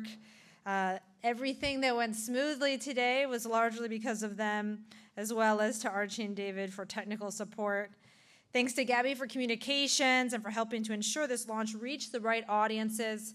I had one of my best friends from graduate school, and I was talking to her about the launch. She said, there's this sort of cycle of anxiety about holding an event. First, you're afraid no one will show up, and then there are too many people who are showing up. And so definitely dealing with all of those logistics. In particular, to Maricela for managing the travel and those logistics, and Melissa for the financial operations. So much of the success of this program today, like many of these types of programs, depends on careful logistical and financial execution, and so we're grateful for all of those work on those issues. And Tracy at CISAC for her administrative support and for helping the pieces move forward, as well as to Rachel at CISAC. I also want to thank, he can't be here today, it's graduation weekend for many, so we have some of our fearless leaders out there, but Scott Sagan, who's co-director of CISAC, under which this lab falls, and Harold Trikunis, who's the deputy director. When I first had the idea for the lab, it was people like Scott and Harold, Larry Diamond, and others who looked forward the initial sort of paperwork that I'd put together for proposing it, and their encouragement and guidance and institutional backing has really mattered enormously. I want to thank all of our lab assistants. You've seen some of the undergraduate researchers here today who have helped you check in, get your badges, give you your microphones. They've also contributed to the intellectual foundation of this lab and a lot of the research that we've been talking to on the panel. The lab has that mission of training the next generation of Indo-Pacific security experts, and I hope you can see them as they're running around, a clear sign of their dedication to that mission. Second to last, I really want to thank my full-time research assistant, Hiroshita, who's in the back there by her computer. Research assistant extraordinaire. Hiroshita's been with me for almost 3 years. Since the beginning of this lab, much farther, when the idea of launching a lab was just a dream. I think one of the first research projects I said to Hiroshita, can you just look at what a lab is? What ones exist already on campus? What do they do? And how might we want to structure ours differently? You were a crucial sounding board, whether it was on the lab's mission, what mugs we should order. And I say this with all the sincerity in the world. This day wouldn't have been possible without you. She's on to bigger and better things to start her PhD at American this fall. I have no doubt she's going to really excel there. And that's the thing about training the next generation. All my students, they feel very nervous when they come to me to tell me that they're leaving. And I always say that's the greatest thing that can happen when they say, I have this opportunity now, I'm ready to go do something else. and I wish her the best of luck. Finally, I want to express our deep gratitude to William Peng, whose generosity made this lab possible and this launch. It exists because of a belief that rigorous academic research can serve the public good, inform policy, and help prepare that next generation to meet these strategic challenges. And we at the lab are profoundly grateful for that support. Thank you. Thank you. To everyone in this room, thank you so much for being a part of this, contributing to the conversations, helping this lab launch with the seriousness and purpose and sense of mission that we have. And I look forward to continuing this work with all of you in the months and years ahead. Safe travels home. Please keep in touch. And best of luck to you all. Thank you again.